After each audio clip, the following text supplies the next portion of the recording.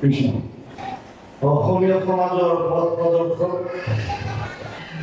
একশৰণ হৰিনাম ধৰ্ম ভেটি প্ৰস্থাপক নৱবৈষ্ণৱ যুগৰ প্ৰৱৰ্তক জগতগুৰু শ্ৰীমন্ত শংকৰদেৱৰ শ্ৰীচৰণত প্ৰণিপাত জনাই যশোৱাৰ লাল কংসৰ কাল নন্দন নন্দন উদ্ধৱৰ বন্দন গোপিনীৰ মন দৈৱকীৰ ধন গোৱালৰ গোপাল আৰু ভকতৰ কৃপাল স্বৰূপ সৰ্বজ্ঞ সৰ্বব্যাপ্ত সৰ্বাশ্ৰয়ী সৰ্বশক্তিমান পৰম পুৰুষ পৰম আনন্দ পৰম ঈশ্বৰ পৰম কৃপালু ভগৱান কৃষ্ণৰ বাংময় স্বৰূপ শ্ৰীমদ ভাগৱতক সাষ্টাংগিক প্ৰণাম জনাই বৈকুণ্ঠৰ কল্পতৰু নাম বস্তু ভাগক সাৰগত কৰি দেৱৰো দুৰ্লভ নৰতনুধাৰী আজিৰ বৈকুণ্ঠ নামৰ উপবিষ্ট তথা উপস্থিত পৰম শ্ৰদ্ধাৰ ভাৱ বান্ধৱ আই মাতৃ যুৱক যুৱতী প্ৰমুখ্যে শিশুসকলৰ শৰীৰত নিৰ্বিৰাজমান দিব্য আত্মাক অন্তৰ পৰা সেৱা জনাই বিষ্ণু বৈষ্ণৱৰ কথাৰে সমৃদ্ধ ভক্তি জ্ঞান আৰু বৈৰাগ্য বৰ্ধনকাৰী শ্ৰীমদ ভাগৱতৰ কিছু চৰ্চা কৰিবৰ বাবে আগবাঢ়িছো। জয় জয়তে যিসকল উদ্যোক্তাৰ উদ্যোগত তথা ভক্তপ্ৰাণ ৰাইজৰ দান বৰঙণিৰ দ্বাৰা আজিৰ এই অনুষ্ঠান ভাগ অনুষ্ঠিত হৈছে সেই সকলোটিৰে শ্ৰীচৰণত আমি আমাৰ শ্ৰদ্ধা পৰামৰ্শ কৰিছোঁ। আপোনালোকে ভগৱত বৈষ্ণৱ নিমন্ত্ৰণ কৰি আনি প্ৰভু ভগৱন্তৰ লীলাসমূহ শ্ৰৱণ কীৰ্তন কৰাৰ যি সুবিধা কৰি দিছে যোগ ধৰ্মৰ ফালৰ পৰা ইয়াক শ্ৰেষ্ঠ কৰ্ম বুলি অভিহিত কৰিছে। ব্যাসদেৱে ভাগৱতত লিখিছে কৃতেয়ত ধ্যায়ত বিষ্ণু ত্ৰেতায়াম যজতে মখে দ্বাপৰে পৰিচাৰ্যায়াম কলৌতদ হৰি কীৰ্তনা 12:52 দ্বাদশ স্কন্ধ তৃতীয় অধ্যায় 52 নম্বৰ শ্লোক ভাগৱত অনুবাদ কৰিছে মহাপুৰুষ মাধৱদেৱে নাম ঘোষা যোগ ধৰ্ম নিৰ্ণয় 399 পদযোগা মহাপুৰুষ মাধৱদেৱে লিখিছে সত্য যুগে ধ্যান ত্ৰেতা যুগে যজ্ঞ দ্বাপৰ যুগত পূজা কলিত হৰিৰ কীৰ্তন বিনাই আৱৰণ নাহিকে পূজা। যোগ ধৰ্মৰ ফালৰ পৰা বিশেষভাৱে কলি যুগত আমি দৈনন্দিন জীৱনত যি চিন্তা তাপেৰে তাপিত হৈ আছো আদি দৈবিক আদি ভৌতিক আৰু আধ্যাত্মিক আদি দৈবিক তাপ বা কষ্ট কোনবিলাক যিবিলাক ভূমিকম্পৰ কাৰণে বানপানীৰ কাৰণে বহুত দিন খৰ মাৰিলে বিভিন্ন ধৰণৰ আৰু তেনেকুৱা দুৰ্ঘটনা দৈবিক কাৰণ যেনে বৰ্তমান আপোনালোকে গম পাইছে আজি 4-5 দিন আগত ম্যানমাৰ থাইলেণ্ড ভূমিকম্প জোকাৰি দিছে বহুত মানুহৰ মৃত্যু হৈছে আদি দৈবিক তাপ বুলি কৈছে। এনেকুৱা তাপ আমাৰ জীৱনত আহি থাকে। এক হৈছে আদি ভৌতিক ভৌতিক শব্দটো ভূতৰ পৰা আহিছে ভূত শাস্ত্ৰীয় ভাষাত ভূত মানে প্ৰাণীক বুজায়। ভূত শব্দৰ অৰ্থ বহুত থাকে ইয়াত প্ৰাণী বুজাইছে প্ৰাণী প্ৰাণীৰ পৰা যদি আমি কিবা সংঘাত বা আঘাত পাওঁ যেনে কুকুৰে কামুৰিলে মেকুৰীয়ে আঁচুৰিলে সাপে কুটিলে মানুহে মানুহক কষ্ট দিলে প্ৰাণীৰ পৰা পোৱা সংঘাতবিলাকক বা তাপবিলাকক আদি ভৌতিক নাম দিছে। আৰু এক হৈছে মানসিক বৰ্তমান সমাজত ই অতি মাৰাত্মক হৈছে মানুহৰ বিভিন্ন ধৰণৰ টেনচন অজস্ৰ টেনচন আমাৰ মূৰত মাৰি থাকে ভক্তিকাৰ ব্যৱসায়ৰ কাৰণে হ'ব পাৰে কৰ্মক্ষেত্ৰৰ কাৰণে হ'ব পাৰে ঘৰুৱাহীৰ কাৰণে হ'ব পাৰে তাত বিভিন্ন ধৰণৰ মানসিক সংঘাতত আমি দিন পাৰ কৰাইছোঁ। এই তিনিও তাপৰ পৰা পৰিত্ৰাণ পাব পৰা যদি কিবা সুগম উপায় কলি যুগত আছে তেতিয়া শাস্ত্ৰত কৈছে সেয়া হৈছে প্ৰভু ভগৱন্তৰ একান্ত শৰণ আৰু ভকতৰ লগত এনেকৈ তেওঁৰ লীলাসমূহৰ শ্ৰৱণ কীৰ্তন। ইয়াৰ উপৰি ভগৱানৰ এটা শক্তি হৈছে মায়া মায়াৰ 3টা গুণ আছে সত্য ৰজস তমইতি গুণ প্ৰকৃতি সম্ভৱা নিবদ্ধন্তি মহাবাহু দেহে দেহিনাম অব্যয় 4th অধ্যায় 5 নম্বৰ শ্লোক গীতাত কৈছে হে অৰ্জুন মোৰ মায়াৰ 3টা গুণ আছে সত্য ৰজ আৰু তম 3টা গুণৰ পৰা মানুহৰ মনলৈ 3 ধৰণৰ ভাৱ আহে সত্য গুণৰ পৰা সাত্বিক ভাৱ আহে ৰজ গুণৰ পৰা ৰাজসিক ভাৱ আহে আৰু তম গুণৰ পৰা তামসিক ভাৱ আহে। ডাঙৰ কথা হৈছে যাৰ যেনেকুৱা ভাৱ আহে আমি তেনেকুৱা কৰ্ম কৰোঁ। যদি সত্ত্বগুণ বাঢ়ে, সাত্বিক ভাৱ আহে, তেতিয়া আমি ভাল কাম কৰিব বিচাৰিম। ভাল কাম মানে সত্ত্বগুণৰ কেনেকুৱা প্ৰভাৱ? তত্ত্ব সত্ত্ব নিৰ্মলত্ব প্ৰকাশক মনাময় সুখ সংগেন বদনাপি জ্ঞান সংগেন চালব। সত্ত্বগুণ নিৰ্মল প্ৰকাশময়, ই সুখৰ লগত আৰু জ্ঞানৰ লগত ইয়াক বান্ধে। গতিকে সত্ত্বগুণ বাঢ়িলে মানুহ দৃঢ় সুস্থিৰ হয়, ঈশ্বৰমুখী হ'ব বিচাৰে, ভাল ভাল কৰ্ম কৰিব বিচাৰে। কি হৈছে? কিবা হৈছে নেকি? ৰাজকীয় ভাৱ আহিলে আমাৰ তৃষ্ণা বাঢ়ি যায়, আৰু লাগে আৰু লাগে, মেটেৰিয়েলিষ্টিক হয়, ভোগবাদী হয়, যশস্যা বিচাৰে মানুহে। যিটো কৰ্ম কৰে যশস্যাৰ কাৰণে কৰে, নেম এণ্ড ফেম লাগে। আৰু যেতিয়া আমাৰ তমোগুণ বাঢ়ে, তামসিক ভাৱ আহে, তমস্তু অজ্ঞানজম বৃদ্ধি কৃষ্ণাচন্দ্ৰ সমুদ্ভৱম প্ৰমাণ আলস্য নিদ্ৰা ভিতৰত তামসম উদাহৃত। ৪ৰ্থ অধ্যায় ৮ নম্বৰ শ্লোক গীতা। তমগুণটো অজ্ঞানৰ প্ৰতীক। তমগুণ বঢ়াৰ লগে লগে মানুহে তিনি ধৰণৰ কাম। ১ নম্বৰ কাৰণ। ২ নম্বৰ কাৰণ হ'ব পাৰে যিসকল ব্যাখ্যাকাৰ বা আলোচক ভাগৱত আলোচনা কৰিবৰ কাৰণে, বুজাই দিবৰ কাৰণে আমি আপোনালোকে নিমন্ত্ৰণ দিয়ে, আমাৰ দৰে আমি হয়তো ভাগৱতৰ তত্ত্বসমূহ সত্য শুদ্ধ ৰূপত শ্ৰোতাৰ হৃদয় স্পৰ্শ কৰি সোমোৱাই দিয়াত বিফল হৈছোঁ। আমি হয়তো পৰা নাই।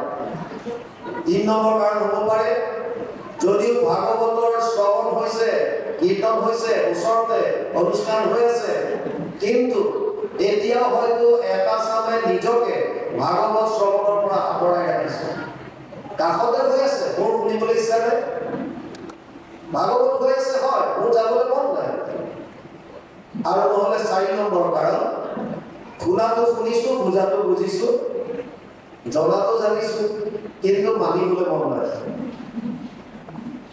ভগৱান কৃষ্ণ শান্তিদূত হৈ হস্তিনাপুৰলৈ গৈছিল কুৰুক্ষেত্ৰ যুদ্ধৰ প্ৰাক মুহূৰ্তত, আৰু দুৰ্যোধনক বুজাইছিল, দাদা দুৰ্যোধন, এতিয়াও সময় আছে। যদি তুমি বিচাৰিছা কুৰুক্ষেত্ৰৰ যুদ্ধ নোহোৱা তেতিয়াহ'লে কেৱল মাত্ৰ ৫খন গাঁও দিয়া, মই পঞ্চপাণ্ডৱক বুজাই দিম আৰু তেওঁলোকে যুদ্ধ নকৰে। আৰু দুৰ্যোধনে কৈছে ৫খন গাঁও, মইতো বেজিৰ আগত উঠা পানীখনো বিনা যুদ্ধে নিদিম। এতিয়া ভগৱান কৃষ্ণই সুধিছিল, হে দুৰ্যোধন, তুমি ধৰ্ম কি বুজি পোৱা নাই? আৰু দুৰ্যোধনে অহংকাৰ কৰি কৈছিল, জানামি ধৰ্ম নাজানে প্ৰবৃত্তি। ধৰ্ম কি মই জানো, কিন্তু মোৰ মানিবলৈ ইচ্ছা নাই। অধৰ্ম কি জানানে নাই? জানামি অধৰ্ম নাজানে নিবৃত্তি। অধৰ্ম কি সেইটো জানো, নকৰাকে থাকিবলৈ ইচ্ছা নাই। আৰু সুবিধা লৈছে কেনাপি দেৱে না নিশ্চিত যথা নিশ্চয় তথা কৰ্মী। মহাপুৰুষ মাধৱদেৱে এই যোগাশ্ৰমৰ অনুবাদ প্ৰকাশ কৰিলে। ধৰ্ম জানো মই তথাপি প্ৰবৃত্তি নাই, অধৰ্মত নিবৃত্তি নহয়। হৃদিষ্ঠিৰ ভয়া তুমি যেন কৰা মহাস্বামী, হৃদিকেশ কৰিব তেন। জনাত আমি জানো বহুতে, কিন্তু মানিবলৈ ইচ্ছা নাই। কৰ্মক্ষেত্ৰত ধৰ্মটো আমি আনিব নিবিচাৰোঁ। এতিয়া যদি প্ৰথম কাৰণটো যদি অকণমান আলোচনা কৰোঁ, মাহাত্ম্যৰ কথা আপোনালোকে দিছে, আগতে মাহাত্ম্যৰ বিষয়ে আলোচনা কৰোঁ। যদি ভাগৱত শুনিব লাগে, কেনেকৈ শুনিম? কেনেকৈ শুনিলে ভাগৱতৰ জ্ঞান আমি লাভ কৰিব পাৰিম? গীতা অৰ্জুনক ইয়াৰ উপায় দিছে। শ্ৰদ্ধাৱান লব্ধতে জ্ঞানম তৎপৰেশম য়তেন্দ্ৰিয় জ্ঞানম লব্ধ পৰম শান্তি মচিৰে নধিগচ্ছতি। ৪ৰ্থ অধ্যায় ৩৯ নম্বৰ শ্লোক গীতা। হে অৰ্জুন, যিজন শ্ৰদ্ধাৱান তেওঁহে জ্ঞান লাভ কৰিব পাৰিব। শ্ৰদ্ধা কেতিয়া আহিব? যেতিয়া মাহাত্ম্য জানিব, মহিমা জানিব, গুণ গৰিমা জানিব। আপুনি অজস্ৰ মানুহ লগ পায়, সকলোৰে প্ৰতি শ্ৰদ্ধাৰ মূৰ ধুই খাই নাযায়। যেতিয়া জানিব কোনোবা এজন ব্যক্তিৰ ভিতৰত বিশেষ গুণ আছে, তেতিয়া সেইজনৰ প্ৰতি আপোনাৰ মূৰ ধুই খাই যাব। উদাহৰণ লৈ বুজক। এখন ট্ৰেইনত এটা পৰিয়ালে যাত্ৰা কৰিছে। গিৰিয়েক ঘৈণীয়েক আৰু ল'ৰা ছোৱালী দুটা। AC 2 টায়াৰ ৰিজাৰ্ভেশ্যন কৰিছে যিসকলে AC 2 টায়াৰত যাত্ৰা কৰিছে তেওঁলোকে গম পাব তলত শুবৰ কাৰণে দুটা বাৰ্থ ওপৰত দুটা আৰু সাইডৰ দুটা বেলেগ তেওঁলোকে চাৰিটা সিট লৈছে মাক বাপে সৰু ল'ৰা ছোৱালী দুটা আমাৰ এটা স্বভাৱ আছে টিকেট যদি আমাৰ কনফাৰ্ম হয় আমি ভাবো যে আমাৰ সিটত যাতে বেলেগে ডিস্টাৰ্ব নকৰে আমনি যাতে নকৰে এইটো আমাৰ স্বভাৱ আমি শেয়াৰ কৰিব নিবিচাৰো কাৰো লগত ভাগিদাৰী কৰিব নিবিচাৰো একাৰণে মাক বাপেকে ওপৰৰ পাৰ্টকিটা বেগকিটা পাতলকৈ মেলি দিছে জাষ্ট অকুপাই কৰিব কাৰণে এফালে মাক কৈছে এফালে বাপেক আৰু ল'ৰা ছোৱালী দুটা তলত ভৰি মেলি খুৱাই দিছে তহঁতে ভৰি মেলি শুই যা কিয় সিটটো খালি কভাৰ কৰি থাক যাতে ইয়াত বেলেগ মানুহ আহি পৰিব নোৱাৰে ট্ৰেইন চলিবলৈ ধৰাৰ আগে আগে এজন সৎ মানুহে ভদ্ৰপুৰুষে হাতত এটা ব্ৰিফকেছ লৈ এই কম্পাৰ্টমেণ্টত উঠিছে আৰু দেখিছে সৰু 7 বছৰীয়া মানৰ ল'ৰা এটাই মাকৰ কোলাত মূৰ দি পেলাই ভৰি দীঘলকৈ শুই আছে মানুহজনে ক'লে পায় অকণমান ভৰিকেইটা কচাই দিয়ে মই ইয়াতে বহোঁ 4টামান ষ্টেচনৰ পাছত মই নামি যাম মই সদায় অহা যোৱা কৰি থাকোঁ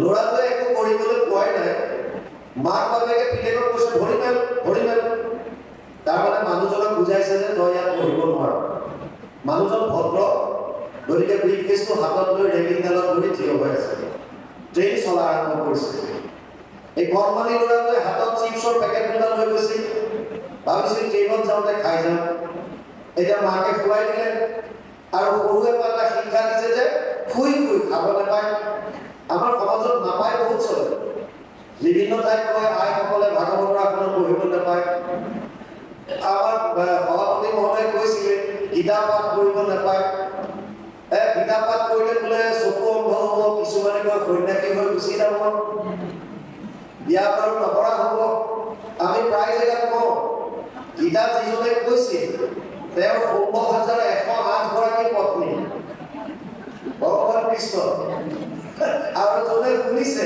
তেওঁৰ কেইবাগৰাকী পত্নী বিয়া কৰাইছে গতিকে আকৌ গীতা শুনাৰ পাছত তেওঁ ভিক্ষাৰী নহয় তেওঁ নিজৰ কৰ্তব্যতে কৰিছে অৰ্জুনে যুদ্ধ কৰি ৰাজ্য লোৱাৰ কাৰণে চেষ্টা কৰিছে গতিকে নিজৰ কৰ্তব্য কৰ্ম যিখন শাস্ত্ৰই শিকায় এইখনে কেতিয়াও সন্যাসী হ'বলৈ নিদিয়ে আমাৰ সমাজত এনেকুৱা আছে আমি গাড়ী চলাই বিভিন্ন ঠাইত ঘূৰি ফুৰোঁতে আমাৰ আগত বেলেগ গাড়ী যদি থাকে আগেদি যদি মেকুৰী পাৰ হয় তেওঁলোকে গাড়ীখন ৰখাই দিয়ে ঘপকে ব্ৰেক মাৰি দিয়ে আৰু কিবা শূন্যতে বুৰঞ্চি দিয়ে থু থা কৰে তথাপিও সাহস নকৰে যাব গ্লাছখন খুলি আমাক ইংগিত কৰে আগবাঢ়ক আমি বোলো কি হৈছে মেকুৰী পাৰ হ'ল কি হ'ব তেতিয়া এই দিগদাৰ আছে আপুনি যাওক মানে মেকুৰী পাৰ হৈ গ'লে তেওঁ যদি গুচি যায় তেতিয়াহ'লে তেওঁ ঠিকাতে পৰি থাকিব আৰু শাস্ত্ৰত কি পঢ়ি আছো কীৰ্তনত সমস্ত ভূতত ব্যাপী আছো মই হৰি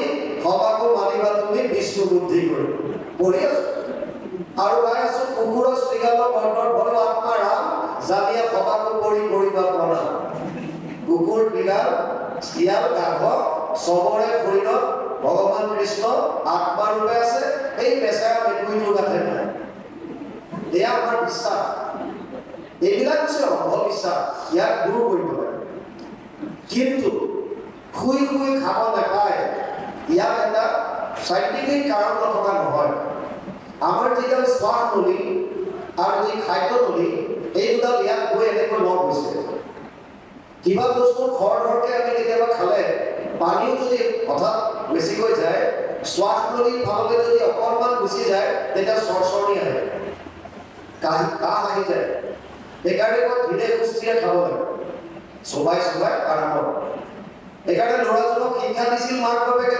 শুই কেতিয়াও খাব নাপায় বহি কাঠ ভিজি খাওঁ ই বেচাৰা এতিয়া কিমান সময় ধৈৰ্য ধৰিব 7 বছৰীয়া ল'ৰাটো চিপছৰ পেকেটকেইটা চাই মানুহটোৰ মুখলৈ চাই মাক বাপেকৰ মুখলৈ চাই মানুহটো লৰচৰ নোহোৱা হ'ল ৰেলিংডালত ধৰি বেগটো লৈ ৰৈ আছে শেষত কণমানিটো ধৈৰ্যৰ বান্ধোন ছিগি গ'ল ই ভাবিলে যি হ'ব আৰু চিপছ ফালিলে শুই খোৱা আৰম্ভ কৰিলে আৰু দুটুকুৰামান খাওঁতে তাৰ শ্বাস নলীত এটুকুৰা লাগিব লগাৰ লগে লগে চৰচৰণি আহিলে কাহ আহিবলৈ ধৰিলে ল'ৰাটোৰ আছিল হাঁপানি বেমাৰ, এজমেটিক ট্ৰাবল।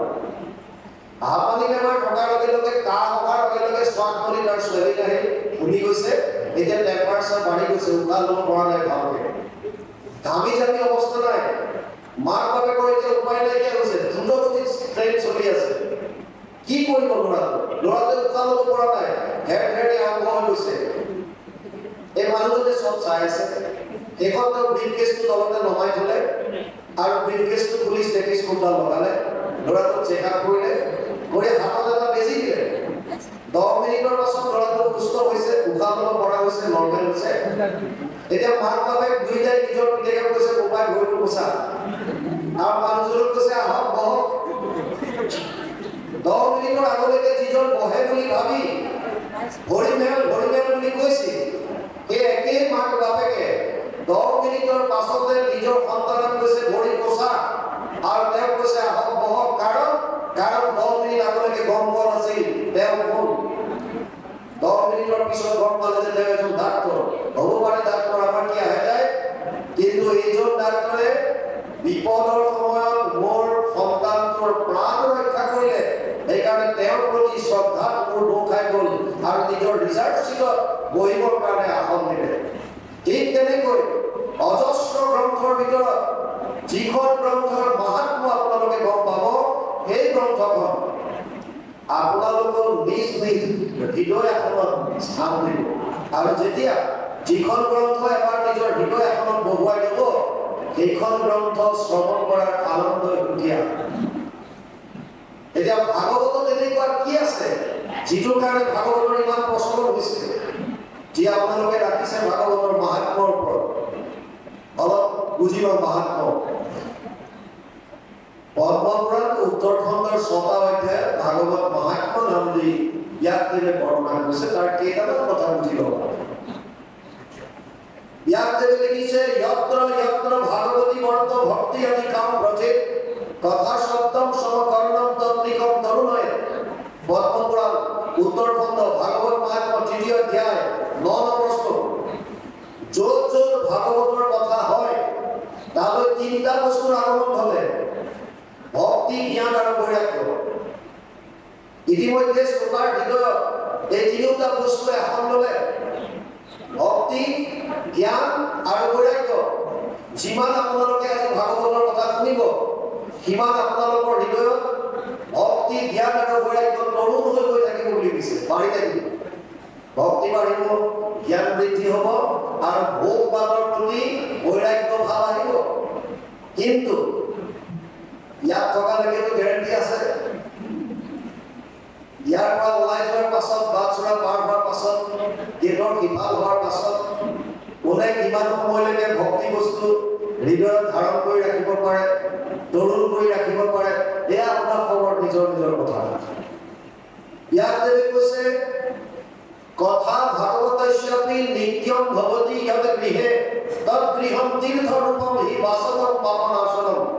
পদ্মপুৰাণ উত্তৰখণ্ড ভাগৱত মাহাত্ম্য 3য় অধ্যায় 29 নম্বৰ শ্লোক।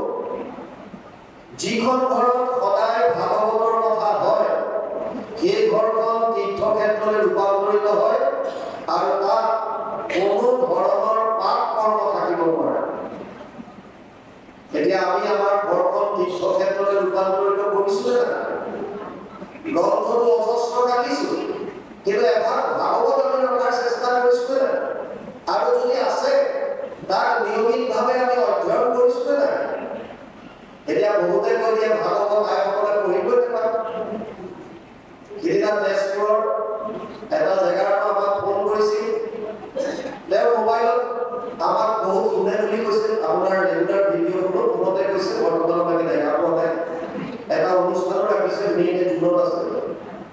সৰিয়হৰ খেতি কৰিছিল বোলে ল'ৰাজনে, সৰিয়হ বেছি বহুত পালে আৰু আনা বস্তু পোৱাৰ লগতে এখন ভাগৱত কিনি আনিলে।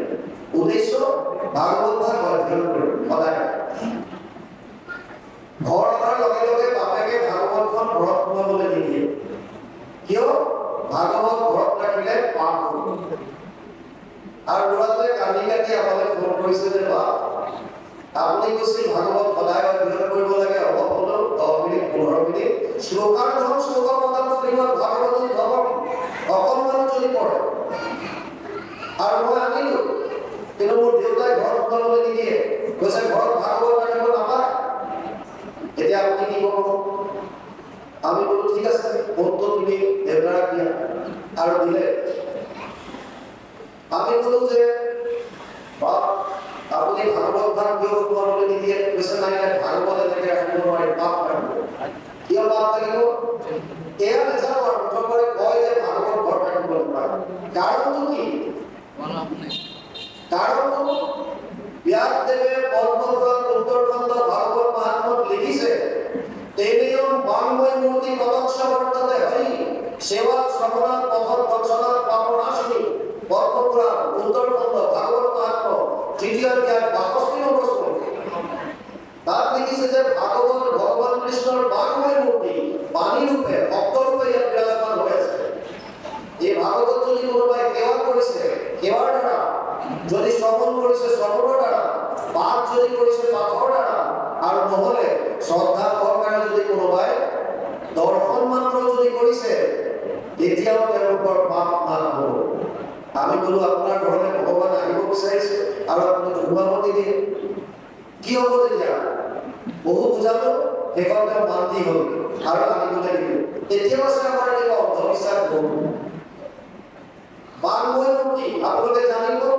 গুৰুজনে যেতিয়া শেষবাৰৰ কাৰণে কোচবিহাৰলৈ গৈছিল মহাপুৰুষ মাধৱদেৱক তেওঁ উত্তৰাধিকাৰী পাতি থৈ গ'ল আৰু ক'লে বৰাৰটো তুমি এখন হৰিনাম ধৰ্ম প্ৰচাৰ আৰু প্ৰসাৰ কৰিবা আমাৰ আছে এখন হৰিনাম ধৰ্মৰ ওপৰত আমি দাবী কৰিম কি বস্তু কি বৰাৰটো এটা প্ৰশ্ন কৰিছিল মহাপুৰুষ মাধৱদেৱে হে গুৰুদেৱ আপুনি থকা অৱস্থাতে ভাগৱত প্ৰচাৰ আৰু প্ৰসাৰ কিমানবিলাক সংঘাত পাইছো আৰু আপুনি যদি কোচবিহাৰত যায় আপোনাৰ অনুপস্থিতিত এই ভাগৱত ধৰ্ম বা এখন হৰিনাম ধৰ্ম আমি কেনেকৈ প্ৰচাৰ কৰিম তেতিয়া গুৰুজনে কৈছিল যে বৰাৰটো তুমি কিয় ভাবিছা মই নাথাকো বুলি মাধৱপুৰুষে কৈছিল মই দেখিছো আপুনি যাবলৈ পাইছে কোচবিহাৰলৈ বোলে তুমি মোৰ কায়িকটো বুজি পাইছা কায়িকভাৱে মই নাথাকিব নোৱাৰো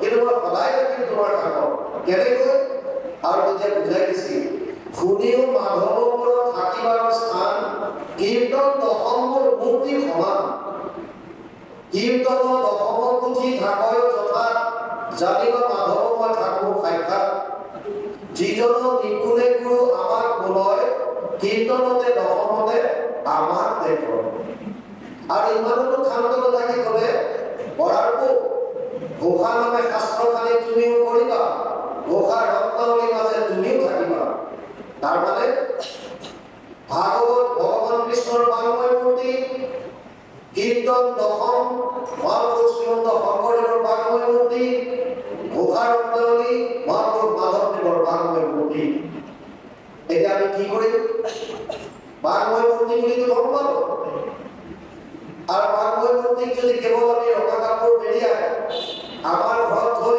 কেৱল ধুনাই জ্বলাই থাকো তেতিয়াহ'লে কিবা লাভ হ'ব জানো গুৰুজনে সেইটোৰ কাৰণে অনুবাদ কৰা নাছিল আৰু ব্যাসদেৱক সেইটোৰ কাৰণে লিখা নাই কথা ভাগৱতস্যাপি নিত্যম ভৱতি য়ত্ৰিহে তৎ গৃহম তীৰ্থৰূপ বিভাসনম পাৱনাচৰণ অধ্যয়ন কৰিবলৈ দিছে যদি ভগৱান কৃষ্ণক জানিব বিচাৰিছে যদি ভগৱান কৃষ্ণৰ জীৱনী জানিব বিচাৰিছে যদি তেওঁৰ আদৰ্শ জানিব বিচাৰিছে যদি তেওঁৰ উপদেশ জানিব বিচাৰিছে যদি তেওঁৰ বৈষ্ণৱসকলৰ বিষয়ে জানিব বিচাৰিছে এতিয়া ভাগৱত অধ্যয়ন কৰক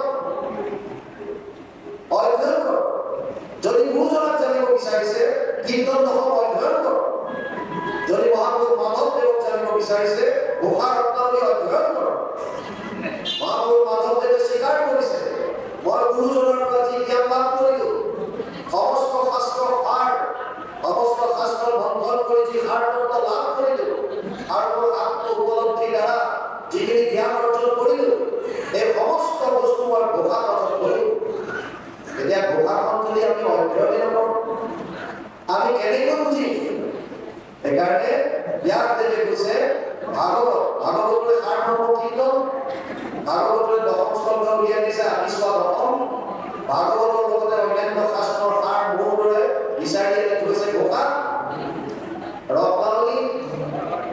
গতিকে আমি অধ্যয়ন কৰিব লাগিব। সেইকাৰণে ব্যাসদেৱে ক'লে কথা ভাগৱতস্যাপি নিত্যম ভৱতি গৃহে তৎগৃহং তীৰ্থৰূপম হিমাচলম পাৱনাচলম।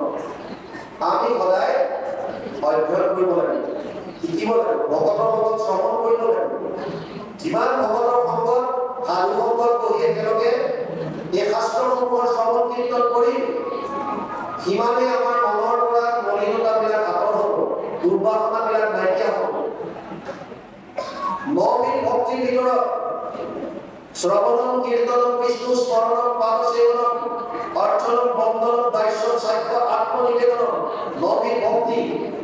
প্ৰহ্লাদে কৈছিল দৈত্য শিশুসকলক ৭-৫-২৩ সপ্তম স্কন্ধ পঞ্চম অধ্যায় ২৩ নম্বৰ শ্লোক। নৱবিধ ভকতিৰ ভিতৰত গুৰুজনাই দুবিধ ভক্তিক শ্ৰেষ্ঠত্ব দিলে।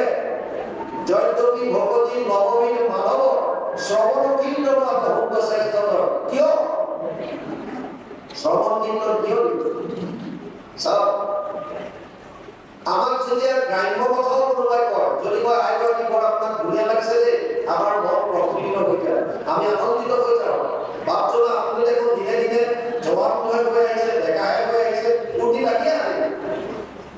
আৰু কেতিয়াবা কেতিয়াবা যদি বেয়াকে কৰে তেতিয়া বেয়া লাগে। ভালকে ক'লে ভাল লাগে, বেয়াকে ক'লে বেয়া লাগে, দুখ লাগে, খং উঠে। সাধাৰণ শব্দবিলাকো কৰ্ণৰ ৰন্ধ্ৰই যেতিয়া ভিতৰত প্ৰৱেশ কৰে, ই এটা ৰসায়নৰ সৃষ্টি কৰে। আৰু যদি সেই ৰসায়নটো আমি বিচৰা ধৰণে হয়, আমাৰ যদি অনুকূল হয়, তেতিয়াহ'লে আমি আনন্দ লাভ কৰোঁ, আমি প্ৰফুল্লিত হওঁ। আৰু যদি শব্দবিলাক আমাৰ যদি শুনিবলগীয়া নহয় বা শুনিব নিবিচৰা কিবা হয়, তেতিয়া আমাৰ খং উঠে বা দুখ লাগে। সাধাৰণ গ্ৰাম্য কথাই যদি আমাক প্ৰভাৱিত কৰিব পাৰে, তেতিয়াহ'লে ভাগৱতটো ভগৱান কৃষ্ণৰ বাক্ময় মূৰ্তি। কৃষ্ণৰ প্ৰতিটো শব্দত বিৰাজমান হৈ আছে। তেতিয়া বৈকুণ্ঠ প্ৰায়ণৰ প্ৰাক মুহূৰ্তত উদ্ধৱে ভগৱান কৃষ্ণৰ ইংগিত বুজি পায়। এক নিৰ্জন বিৰল স্থানত ভগৱানক যেতিয়া প্ৰাৰ্থনা কৰি কৈছিল, হে প্ৰভু তদ বিয়োগেনতে ভক্তং কথম স্থায়সন্তি ভূতলে নির্গুণ উপাসনে কষ্ট পতম কিঞ্চিত বিচারায়। পদ্মপুরাণ উত্তরখণ্ড ভাগবত মহাত্ম তৃতীয় অধ্যায় 59 নম্বৰ শ্লোক। হে প্ৰভু তুমি কৈছা মই বৈকুণ্ঠলৈ গুচি যাম। যদি তুমি বৈকুণ্ঠলৈ গুচি যোৱা, তদ বিয়োগেন তোমাৰ বিয়োগ তে ভক্ত তোমাৰ ভক্তসকল কথম স্থায়সন্তি ভূতলে পৃথিৱীত কেনেকৈ থাকিব? কিয় নিৰ্গুণ নিৰাকাৰ ব্ৰহ্ম উপাসনা কৰাটো আমাৰ কাৰণে সহজ কাৰ্য নহয়। সেইকাৰণে ভগৱানক প্ৰাৰ্থনা কৰিছিল, সকলো ভকতে তোমাক পাব পৰা কিবা এটা উপায় দি যোৱা। ইতি উদ্ধৱ বাচ শ্ৰুত প্ৰভাসে চিন্তয়ত হৰি ভক্ত অৱলম্বনাৰ ধায় কিম বিধেয় ময়তি চ। পদ্মপুৰাণ উত্তৰখণ্ড ভাগৱত মহাত্ম তৃতীয় অধ্যায় 60 নম্বৰ শ্লোক। উদ্ধৱৰ কথা শ্ৰৱণ কৰি প্ৰভু ভগৱন্তই প্ৰভাস ক্ষেত্ৰত চিন্তা কৰিলে, ভকতসকলে অৱলম্বন কৰিব পৰাকৈ মই কি উপায় দি যাম। আৰু তেতিয়া তেওঁ উপায় বিচাৰি পাইছিল। কি স্বকীয় মুখ্যত ভৱেতে যতঞ্চ ভগৱতে তদ্ধা দীনোধায় প্ৰবিষ্টয় শ্ৰীমদ ভাগৱতৰ নৱম। পদ্মপুৰাণ উত্তৰখণ্ড ভাগৱত মহাত্ম তৃতীয় অধ্যায় 61 নম্বৰ শ্লোক। ভগৱানে উদ্ধৱক ক'লে, হে উদ্ধৱ তুমি চিন্তা নকৰিবা, ভকতসকলৰ কাৰণে মই মোৰ নিজকে, মোৰ বল, মোৰ বীৰ্য, মোৰ শক্তি, মোৰ ক'বলগীয়া সমস্ত বস্তু ভাগৱতৰ মাজত মই বিলীন কৰি দিম। আৰু এইকাৰণে ঘোষণা দিছে, দেৱেয় বাংময় মূৰ্তি নতস্য বৰ্ততে হৰি সেৱাত শ্ৰৱণাত পথত দৰ্শনাত পাৱনাশিনী। পদ্মপুৰাণ উত্তৰখণ্ড ভাগৱত মহাত্ম তৃতীয় অধ্যায় 62 নম্বৰ শ্লোক। ভাগৱত ভগৱান কৃষ্ণৰ বাংময় মূৰ্তি। যদি সাধাৰণ গ্ৰাম্য কথাই আমাৰ হৃদয়ত প্ৰৱেশ কৰি আমাক যদি প্ৰভাৱিত কৰিব পাৰে, তেতিয়াহ'লে কৃষ্ণময় এই শব্দ আমাৰ যেতিয়া কৰ্ণৰ ৰন্ধ্ৰইৰ ভিতৰলৈ যাব, তেতিয়া কি আৰু একো প্ৰভাৱিত নহ'ব? মহাপুৰুষ মাধৱদেৱে দিছে প্ৰচেছটো লিখিছে কোকাত। কি হ'ব? কৰ্ণপথে ভকতৰ জ্ঞান প্ৰৱেশী হৰি দুৰ্বাসনা হয় সমস্তয় জগৰ যতেক মল যে হেন হৰণ সেইকাৰণে ভাগৱত শুনিব লাগে ইয়াতে কৈছে অশ্বমেধ সহস্ৰাণি বাজপেয় শতানি চ সুখশাস্ত্ৰ কথায়ে চ গতমাধন্তি সৰসি পদ্মপুৰাণ উত্তৰখণ্ড ভাগবত মহাত্ম তৃতীয় অধ্যায় 30 নম্বৰ শ্লোক ইয়াতে কৈছে এফালে যদি 1000 অশ্বমেধ হয় 100টা যদি বাজপেয় যজ্ঞ হয় আৰু আনফালে আপোনালোকে অনুষ্ঠিত কৰাৰ পৰা এনেকৈ যদি ভাগৱতৰ শ্ৰৱণ কীৰ্তন হয় ইয়াক লিখিছে 1000 অশ্বমেধ আৰু 100টা বাজপেয় যজ্ঞ কৰি যিটো ফল পাব আপোনালোকে অনুষ্ঠিত কৰাৰ পৰা এনে ধৰণৰ ভাগৱতৰ শ্ৰৱণ কীৰ্তন কৰি তাৰ 16 গুণ বেছি পাব 16 টাইমছ আৰু কৈছে ভাগৱত তাৰমানে ভাগৱত শ্ৰৱণৰ পৰা আপুনি যিটো ফল পাব তাৰ 16 ভাগৰ এভাগ 1000 অশ্বমেধ আৰু 100টা বাজপেয় যজ্ঞ কৰি পোৱা ফলৰ সমান পদ্মপুৰাণ উত্তৰখণ্ড ভাগৱত মহাত্ম তৃতীয় অধ্যায় 30 নম্বৰ শ্লোকত লিখা আছে গতিকে ভাগৱতৰ মহাত্ম আৰু আমাৰ বাপজনে কৈছিলে সমস্ত শাস্ত্ৰৰ সাৰ আমি আচলতে সনাতন ধৰ্ম আমাৰ ধৰ্মটো যদিও বৰ্তমান আমি হিন্দু কওঁ আচলতে আমি সনাতন আমাৰ ধৰ্মটোৰ নাম হৈছে সনাতন য'ত কোনো সৃষ্টি কৰা নাই সনাতন ধৰ্মৰ মূল হৈছে বেদো কোনো সৃষ্টি কৰা নাই জগত সমহৰি গুটি আছে নাৰায়ণ প্ৰথম নিশ্চাকে বাদ মহিলা বেদখন প্ৰলয়ৰ সময়ত প্ৰভু ভগৱন্ত যেতিয়া শয়ন কৰি আছে তেওঁৰ নিশ্বাসত এই জ্ঞানৰ বাঢ়ি গৈছিল যাক বিস্তাৰ কৰিছে বেদব্যাসৰ নামত এতিয়া কৃষ্ণ দ্বৈপায়ন বাদৰায়ণে বেদৰ বিস্তাৰ কৰাৰ কাৰণে তেওঁৰ নাম হৈছে বেদব্যাস ব্যাস মানে বিস্তাৰ কৰা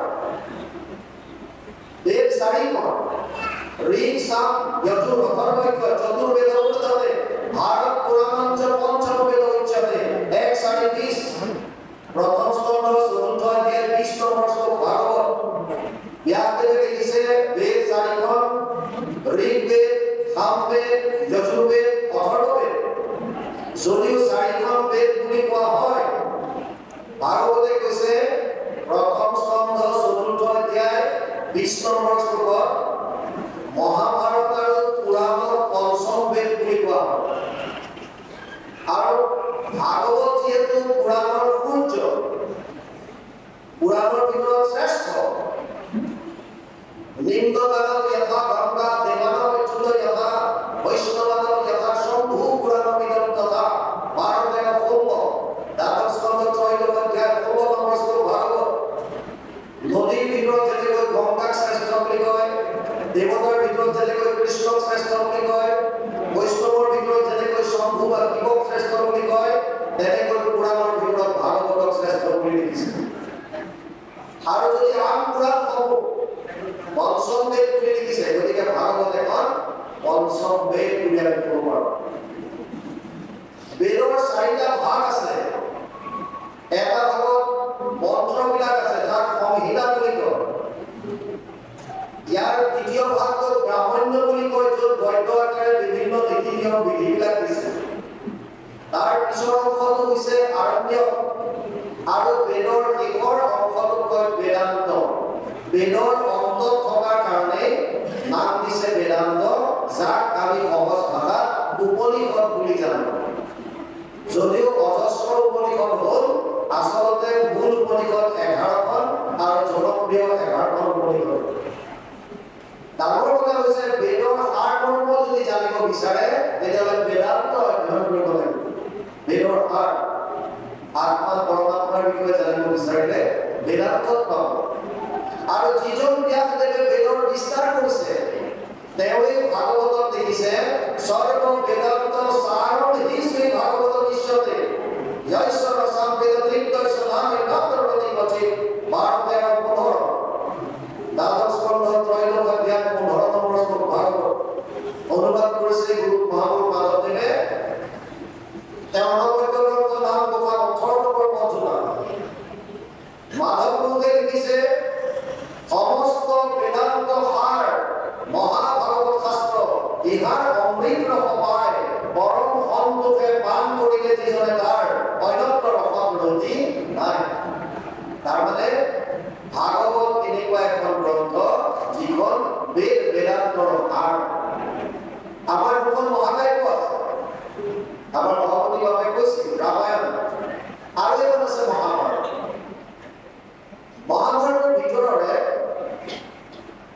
যিখন আমাক দিছে আজি আপোনালোকক বহুত বহুত ধন্যবাদ গীতা শাস্ত্ৰভাগ দিয়াৰ কাৰণে। গীতাৰ প্ৰতি আমাৰ দুৰ্বলতা আছে। গীতা শাস্ত্ৰ মহাভাৰতৰ ভিতৰৰ বস্তু। 18টা পৰ্বৰ এটা পৰ্ব হৈছে ভীষ্ম পৰ্ব, য'ত ভীষ্মৰ সেনাপতিৰ পৰা হৰপৰ্যায়লৈকে সুন্দৰভাৱে বৰ্ণনা আছে। ভীষ্ম পৰ্বৰ 25 অধ্যায়ৰ পৰা 42 অধ্যায়লৈ এই 18টা অধ্যায় সুকীয়াকৈ উলিয়াই দিছে আৰু নাম দিছে শ্ৰীমদ ভগৱত গীতা। যদিও গীতা এখন সুকীয়া গ্ৰন্থ হিচাপে বুজা যায় বা হলেও, কিন্তু গীতা সম্পূৰ্ণৰূপে মহাভাৰতৰ ভিতৰৰ বস্তু। এতিয়া ভাগৱত যদি আমি অধ্যয়ন কৰোঁ, ইয়াত মহাভাৰতত আছে নৱম স্কন্ধ ৰাজবংশ বুলি পাব আৰু গীতাৰ কথাও পাব। তাৰমানে ভাগৱত তেনেকুৱা এখন গ্ৰন্থ, যিখন গ্ৰন্থ অধ্যয়ন কৰিলে আমি বেদ, বেদান্ত, ৰামায়ণ, মহাভাৰত, গীতা এই সমস্ত শাস্ত্ৰৰ সাৰ ইয়াৰ মাজত আমি পাওঁ। গতিকে ভাগৱত আমি একাত্মভাৱে শ্ৰদ্ধা সহকাৰে শ্ৰৱণ কৰা উচিত। মহাত্মৰে আৰু বেছিকৈ নকয় ভাগৱতত কি আছে থুলমূলকে তাত কওঁ। মূল ভাগৱত সংস্কৃত 12টা স্কন্ধ, 335টা অধ্যায়, 5,96,000 শব্দ, 18,000 শ্লোক আৰু 10টা লক্ষণ আছে ভাগৱত। 12টা স্কন্ধ, লক্ষণ 10টা। তৃতীয় স্কন্ধৰ পৰাহে লক্ষণ আৰম্ভ হৈছে। প্ৰথম আৰু দ্বিতীয় স্কন্ধ দুটা পাতনি বুলি ধৰ, জাষ্ট পাতনি।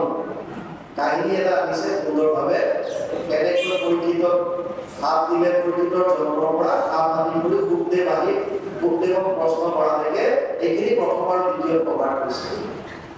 আৰম্ভ হৈছে নৈমিষাৰণ্য প্ৰথম স্কন্ধ।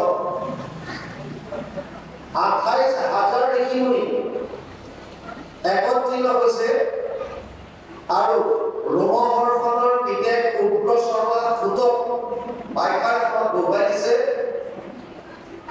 এই ঋষিসকলে কলিযুগৰ ভয়াৱহতাৰ কথা গম পায়, কলিযুগৰ মানুহৰ কল্যাণ সাধনৰ অৰ্থে 1000 বছৰ জোৰা এটা যজ্ঞ কৰিব বিচাৰিছিল।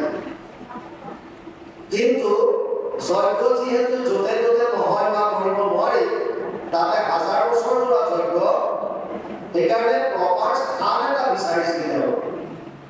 আৰু প্ৰয়াস ক্ষেত্ৰত এবাৰ ভগৱান নাৰায়ণক তেওঁলোকে দৰ্শন পালে আৰু পোৱাৰ পাছত এই ঋষি সমষ্টই প্ৰাৰ্থনা কৰিলে, হে প্ৰভু, কলিযুগৰ মানুহৰ কল্যাণ সাধনৰ অৰ্থে আমি 1000 বছৰ জোৰা এটা যজ্ঞ কৰিব বিচাৰিছো, আমাক এডোখৰ স্থান দিয়ক। আৰু যেতিয়া ভগৱান নাৰায়ণে তেওঁৰ হাতৰ সুদৰ্শন চক্ৰ প্ৰেৰণ কৰিলে আৰু বোলে, হে ঋষি সমষ্ট, মোৰ এই চক্ৰটো লগত তোমালোক যোৱা, চক্ৰটো লৈ যাব আৰু ইয়াৰ মাজৰ শলাবিলাক নেমি বুলি কয়, চাইকেলৰ চকাৰ স্পকবিলাক যেনেকৈ থাকে তেনেকৈ সুদৰ্শন চক্ৰৰ মাজত যিকেইডাল শলা থাকে নাম হৈছে নেমি। বোলে যে নেমিকেইডাল য'ত পৰি যায় সেই জেগাটো তোমালোকে যজ্ঞ কৰিব। আৰু ভগৱান কৃষ্ণৰ আদেশ মৰ্মে ঋষিসকল এই চক্ৰ বিচাৰে, এই সুদৰ্শন চক্ৰটো নিমিষতে গৈ য'ত পৰিছিল এই জেগাখনক নৈমিষ বুলি ক'লে অৰণ্যত পৰাৰ কাৰণে সন্ধি হ'ল নৈমিষ প্লাছ অৰণ্য, নৈমিষাৰণ্য। এই নৈমিষাৰণ্যত 28,000 ঋষি আছিল, 1000 বছৰ যজ্ঞ কৰিলে। কিন্তু তেওঁলোকে মনোবাঞ্ছিত একো ফল বিচাৰি নাপালে। তেতিয়া ফুলমূলিক বাখ্যাৰ এখনত পঢ়ুৱাই 28,000 ঋষিৰ ভিতৰত যিজন কথামৃত ৰসস্বাদৰ কুশল, চৌতক কবি, কথামৃত পাঠ কৰাত যিজন কুশল, তেওঁৰ নাম দিছে সৌনক। সৌনকে প্ৰশ্ন কৰিছে কি বুলি? প্ৰথমতে কথাখিনি কৈছে শুনি, সৌনক পদ্ধতি শুনা ভূত মহামানী, পৰম পাতকী কলি পাইলে হেন জানি, আৰম্ভিলো যজ্ঞ আদি সহস্ৰ বছৰ, হোম ধূমে ধূম্ৰবৰ্ণ ভৈলা কলেবৰ, যিটো কৰ্ম কৰ্মাত নাহিকে বিশ্বাস, আপোনাৰ আয়ু কৰিলো ব্যৰ্থে না। ভূতমণি কৈছে, এই মুনিবৰ পৰম পাতকি কলিযুগ আহিছে বুলি গম পাই আমি 1000 বছৰ জোৰা এটা যজ্ঞ কৰিলো। যজ্ঞৰ ধোঁৱা লাগি লাগি আমাৰ শৰীৰ ধোঁৱাকৰণীয়া হৈ গ'ল। আপোনালোকে ভাওনাত কিছুমান ঋষি মুনি মুগা কৰণীয়া দাড়ি চুলি লগোৱা দেখে নহয়। এটা অতিথি দেখুৱাই চিম্বল এটা যাক যজ্ঞৰ কাষত থাকোঁতে মুগা কৰণীয়া হৈ গৈছে, ধোঁৱা লাগি লাগি। গতিকে স্বীকাৰ কৰিছে আমি 1000 বছৰ যজ্ঞ কৰিলো, কিন্তু যিটো মনোবাঞ্ছিত ফল আশা কৰিছিলো নাপালো। তেতিয়া ভাগৱত কিয় ক'বলগীয়া হৈছে 28000 নীতি সেইটো মই কৈ আছো। তেতিয়া সৌনকে ক'লে হে মুনি তত্ৰ অঞ্জসা আয়ুষ্মান ভৱতায় বিনিচিতম পুংসাম একান্তত শ্ৰেয় তৎনাশংসিতমাৰ বাসি 1:9 প্ৰথম স্কন্ধ প্ৰথম অধ্যায় 9 নম্বৰ শ্লোক ভাগৱত। সৌনকে কৈছে হে মুনি কলি যুগৰ মানুহে কল্যাণ সাধন কৰিব পৰা মানে পৰম আনন্দ হৃদয় উপলব্ধি কৰিব পৰা আত্মাৰ পৰম গতি লাভ কৰিব পৰা যদি কিবা শ্ৰেষ্ঠ মাৰ্গ আছে, উত্তম মাৰ্গ যদি কিবা আছে, পুংসাম একান্তত শ্ৰেয়, সেই মাৰ্গটো আমাৰ পোৱা। কি কৰিলে কলি যুগৰ মানুহে পৰম গতি লাভ কৰিব পাৰিব? এইটো হৈছে ভাগৱতৰ 28000 ঋষিৰ মূল প্ৰশ্ন। কিন্তু লগতে এটা কথা কৈছে হে মুনি তুমি উত্তৰটো যিকোনো দিলে কিন্তু নহ'ব। বোলে কিয়? কলি যুগৰ মানুহৰ কিছুমান শাৰীৰিক সামৰ্থ্যতাৰ কথা আছে, লিমিটেশনছ আছে, যেনে সীমাবদ্ধতা। যেনে মুনিয়ে যদি ক'লেহেঁতেন যে যদি কলি যুগৰ মানুহে পৰম কল্যাণ সাধিব বিচাৰিছে বা পৰম গতি লাভ কৰিব বিচাৰিছে, তেতিয়াহ'লে তেওঁলোকে 1000 বছৰ তপস্যা কৰক। এতিয়া কলি যুগৰ মানুহে 1000 বছৰ তপস্যা কৰিব পাৰিবনে? কিয় নোৱাৰে? ইমান দিন জীয়াই নাথাকে, চিধা কথা। সেইকাৰণে সৌনকে কৈছে হে মুনি তুমি উপায় দিয়াৰ আগতে মোৰ কথাটো বুজি লোৱা। বোলে কি? প্ৰায়েণ অল্পায়ুষ্যভ্য দলস্মিন যুগে জনা মন্তসু মন্তমতয়ু মন্ত্য ভাগ্য উপদ্ৰতা 1:9 প্ৰথম স্কন্ধ প্ৰথম অধ্যায় 10 নম্বৰ শ্লোক ভাগৱত। সৌনকে কৈছে কলি যুগৰ মানুহৰ আয়ু কম, 1 নম্বৰ কথা। 2 নম্বৰ বুদ্ধিহীন আৰু ভাগ্যহীন। 8টা বস্তু কলি যুগৰ মানুহৰ হ্ৰাস পাব। ততচ্চ অনুদিনম ধৰ্ম সত্যম শৌচম ক্ষমা দয়া কলেন কলেনাদম দংশতি আয়ু বল স্মৃতি 12:1 দ্বাদশ স্কন্ধ 2য় অধ্যায় 1ম শ্লোক ভাগৱত। 8টা বস্তু কলি যুগৰ মানুহৰ কমি আহিব। কি? ধৰ্ম, সত্য, শৌচ, ক্ষমা, দয়া, আয়ু, বল, স্মৃতি। 8টা বস্তু কলি যুগৰ মানুহৰ হ্ৰাস পাব। সৌনকে কৈছে হে মুনি যিহেতু মানুহৰ আয়ু কম, কলি যুগৰ মানুহৰ আয়ু হিচাপে 100 বছৰ শাস্ত্ৰত। আমাৰ শাস্ত্ৰত কৈছে কলি যুগৰ মানুহৰ এভাৰেজ আয়ু হৈছে 100। তাপৰত 1000লৈকে আছে, টেকা যুগত 10000 আৰু সত্য যুগত 1,00,000 বছৰ মানুহ জীয়াই থাকিব পাৰিছিল বুলি কয়। 1,00,000 বছৰ জীয়াই থকা মানুহে 1000 বছৰ তপস্যা কৰাটো একো ডাঙৰ কথা নহয়। কলি যুগৰ মানুহৰ আয়ু কেৱল 100 বছৰ। তাকো প্ৰবাদে কৈছে দৈত্যবিদুসকলক পুৰুষৰ আয়ু শত বৰিষ্ঠ সাক্ষাৎ তাহাৰ অৰ্ধেকতে বিফলে নিদ্ৰা।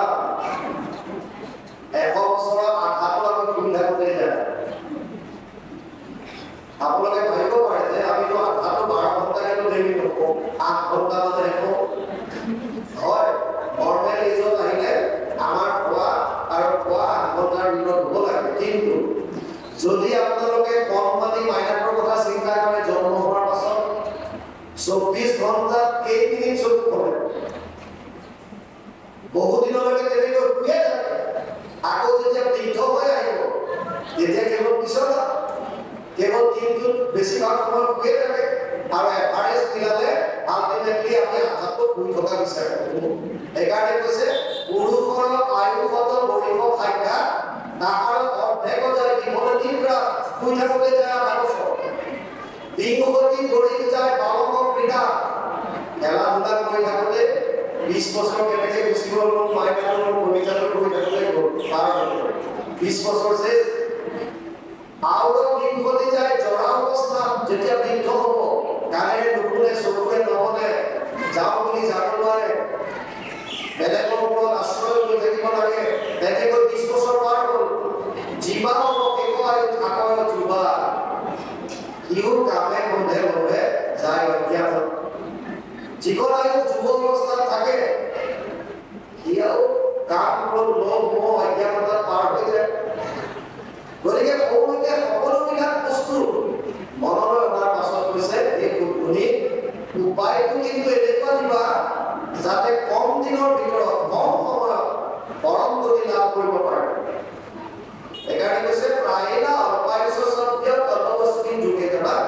মন্দ সুমন্দ মতয় মন্দ ভাগ্য হিপদ্ৰদা তাৰ পাছত কৈছে হে শুনি তুমি আকৌ আমাক একেবাৰে নপঢ়া নুশুনা বুলি নাভাবো কিয় 28 সহস্ৰ নেকি বেদত প্ৰধান সব বেদত 28 সহস্ৰ নেকি লাপিলোপা নহয় 28 সহস্ৰ নেকি বেদত প্ৰধান সব বেদত একাৰণে কৈছে আমি শাস্ত্ৰ পঢ়ি আহিছো আমাৰ এটা সমস্যা হৈছে কি সমস্যা শাস্ত্ৰ বহুত আছে আমি কৈছি ভগৱানৰ শাস্ত্ৰ আছে আকৌ বিভিন্ন শাস্ত্ৰৰ বিভিন্ন মাৰ্ক দিছে যিটো বৰ্তমান সমাজত চলি আছে কোনোবা শাস্ত্ৰত কৈছে পৰম গতি যাগ যজ্ঞ পূজা পাতল পাব কোনোবাত কৈছে দান দক্ষিণাৰ দ্বাৰা পাবা কোনোবাত কৈছে জপ তপ তীৰ্থত পাবা কোনোবাই কৈছে সন্ন্যাসৰ ধাৰণ কৰি পেলাই পৰ্বতত গৈ ধ্যান ধাৰণা সমাধি কৰা এই কাৰ কথা মানো কোনটো সত্য কোনটো শুদ্ধ বৰ্তমান যিটো বিভ্ৰান্তিৰ সৃষ্টি হৈছে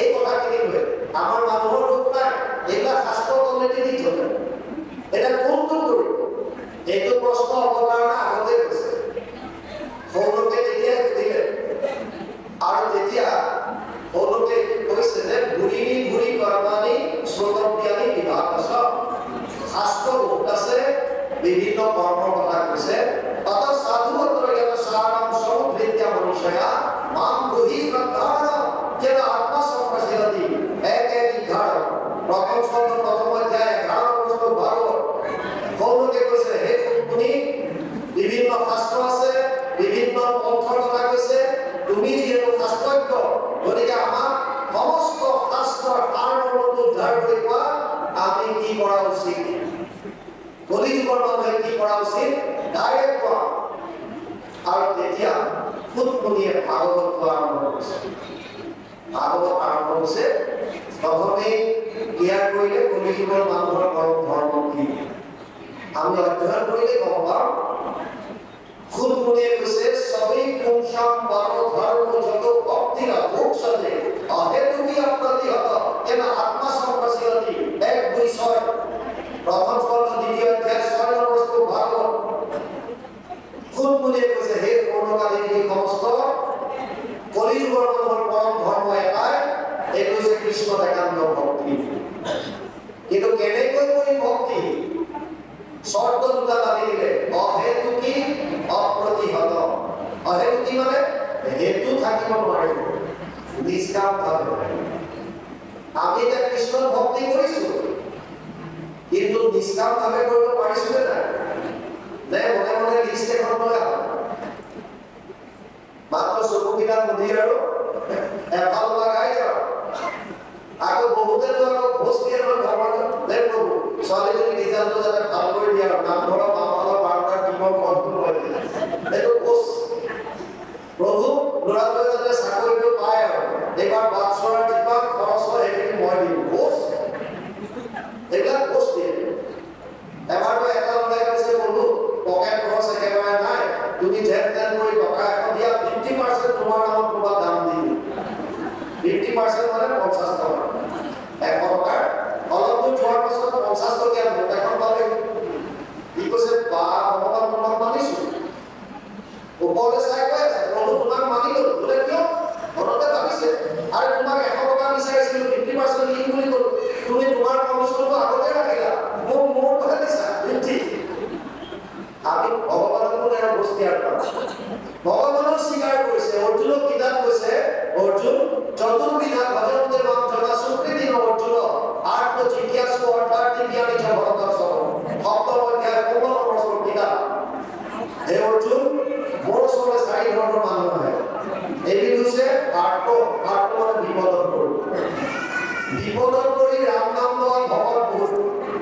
আৰু বিপদ গ'লে ভগৱানক পাহৰে গজেন্দ্ৰৰ উপায় গজেন্দ্ৰ কেনেকুৱা আছিল যেতিয়া গজেন্দ্ৰৰ শৰীৰত বল আছিল যেতিয়া তেওঁৰ চাৰিওফালে পৃথিৱী কোনোবাই আগুৰি ৰাখিছিল বাল বহৰীয়া যথেষ্ট আছিল ভাংগু পাংগু একদম পুৰা যিফালে যায় বন ভাঙি চিঙি তহিলং কৰি যায় অন্য জন্তুৱে দূৰৰ পৰা দেখি নমস্কাৰ কৰে সেইজন গজেন্দ্ৰ যেতিয়া হঠত সোমাল যেতিয়া গ্ৰাহে ভৰি ধৰিলে আৰু যেতিয়া বহু বছৰ যুদ্ধ কৰি পাৰ কৰিব পৰা নাই যিবিলাকে তেওঁৰ সংগ হৈ আছিল তেওঁলোকে ভাবিলে এইটো লগত থাকি আৰু লাভ নাই এটালৈকে চব চাই দিলে আপোনাৰ শৰীৰত বল যেতিয়ালৈকে আছে জ্ঞানৰ বল টকাৰ বল ৰাজনীতিৰ বল অৰ্থৰ বল যিয়ে নহয় আপোনাৰ হাতত যেতিয়ালৈকে পাৱাৰ আছে তেতিয়ালৈকে আপোনাৰ আশে সময় পাৱে একদম বহুত পাব যেতিয়া দেখিলে আপোনাৰ পাৱাৰ শেষ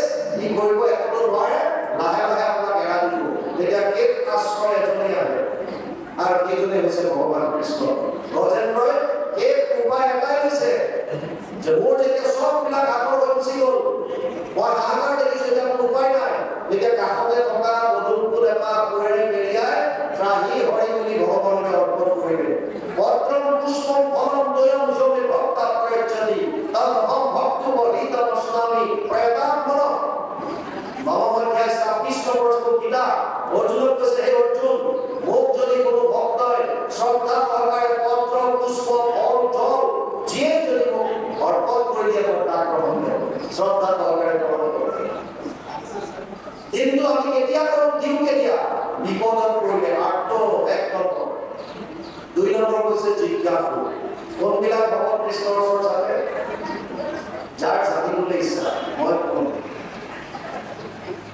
আপোনালোকে হয়তো ভাবিব পাৰে এজন ৰন্তু শইকীয়া আৰু কৈছে মই কোন ৰন্তু শইকীয়া মোৰ নামটো কেতিয়া পাইছে মোৰ মনত আছে মোক যেতিয়া প্ৰাথমিক বিদ্যালয়ত আমি গাঁৱৰ স্কুলত পঢ়া ল'ৰা অসমীয়া মিডিয়ামত যেতিয়া এডমিশ্যন দিবলৈ দিছে ডাঙৰ বাইদেৱে মোক লৈ গৈছিল বাইদেউক চাৰে সুধিছিল ইয়াৰ নামটো কি লিখো বাইদেউ কৈছে ৰন্তু শইকীয়া বুলি কওঁ কি ভাবি ক'লে তেতিয়া তেওঁ জানে আৰু লিখিলে ৰন্তু শইকীয়া তাৰ আগতে কোন আছিল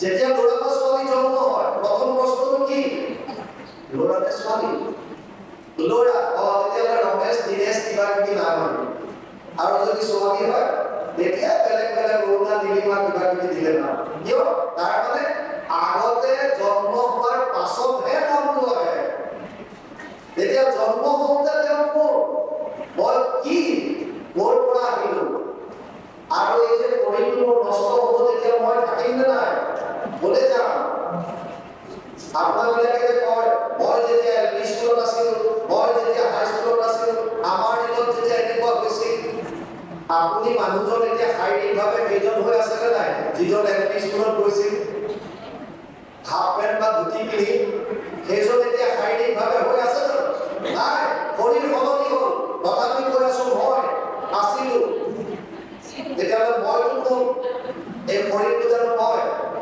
জানিবৰ কাৰণে ভগৱানৰ ওচৰত আছে আচলতে মই ক'ৰ পৰা আহিলো মই কি কৰা উচিত এই জিজ্ঞাসু ভাৱটো ভগৱানৰ ওচৰত এচাম ভকত আহে আৰু এচাম হৈছে কেৱল অৰ্থাৰ্থী ধ্ৰুৱৰ দৰে যিটো চৰিত্ৰ আমি এতিয়া আলোচনা কৰোঁ কেৱল টকা পইচা বছ লাগে লাগে লাগে লাগে আৰু এবিধ হৈছে জ্ঞানী যোনে বুজি পালে মানুহৰ জন্ম লৈছিল যেতিয়া এই জন্মটো সফল কৰাৰ দায়িত্ব আমাৰ আৰু সফল কৰাৰ উপায় কি ঘোষাত দিছে হৰিৰ চৰণে শৰণ কৰিলো এই হৰি নাৰায়ণ মানৱী জনম সফল কৰিলো এই হৰি নাৰায়ণ কেৱল কৃষ্ণৰ চৰণ শৰণ গ'লেহে কৃষ্ণৰ চৰণত শৰণ গ'লেহে মানৱী জনম সফল কৰিব পাৰিম তাৰ বাহিৰে গতি দিয়া নাই গুৰুজনাই কীৰ্তনত দেখিছে মনুষ্য শৰীৰ পায় যিটো নৰগণ নকৰে তোমাৰ যদি শ্ৰৱণ কীৰ্তন বিফলে জনম কৰিলা ভৈলা কল্পনা জীৱন তলে মৰা কিন্তু পাঠিৰ ইচ্ছা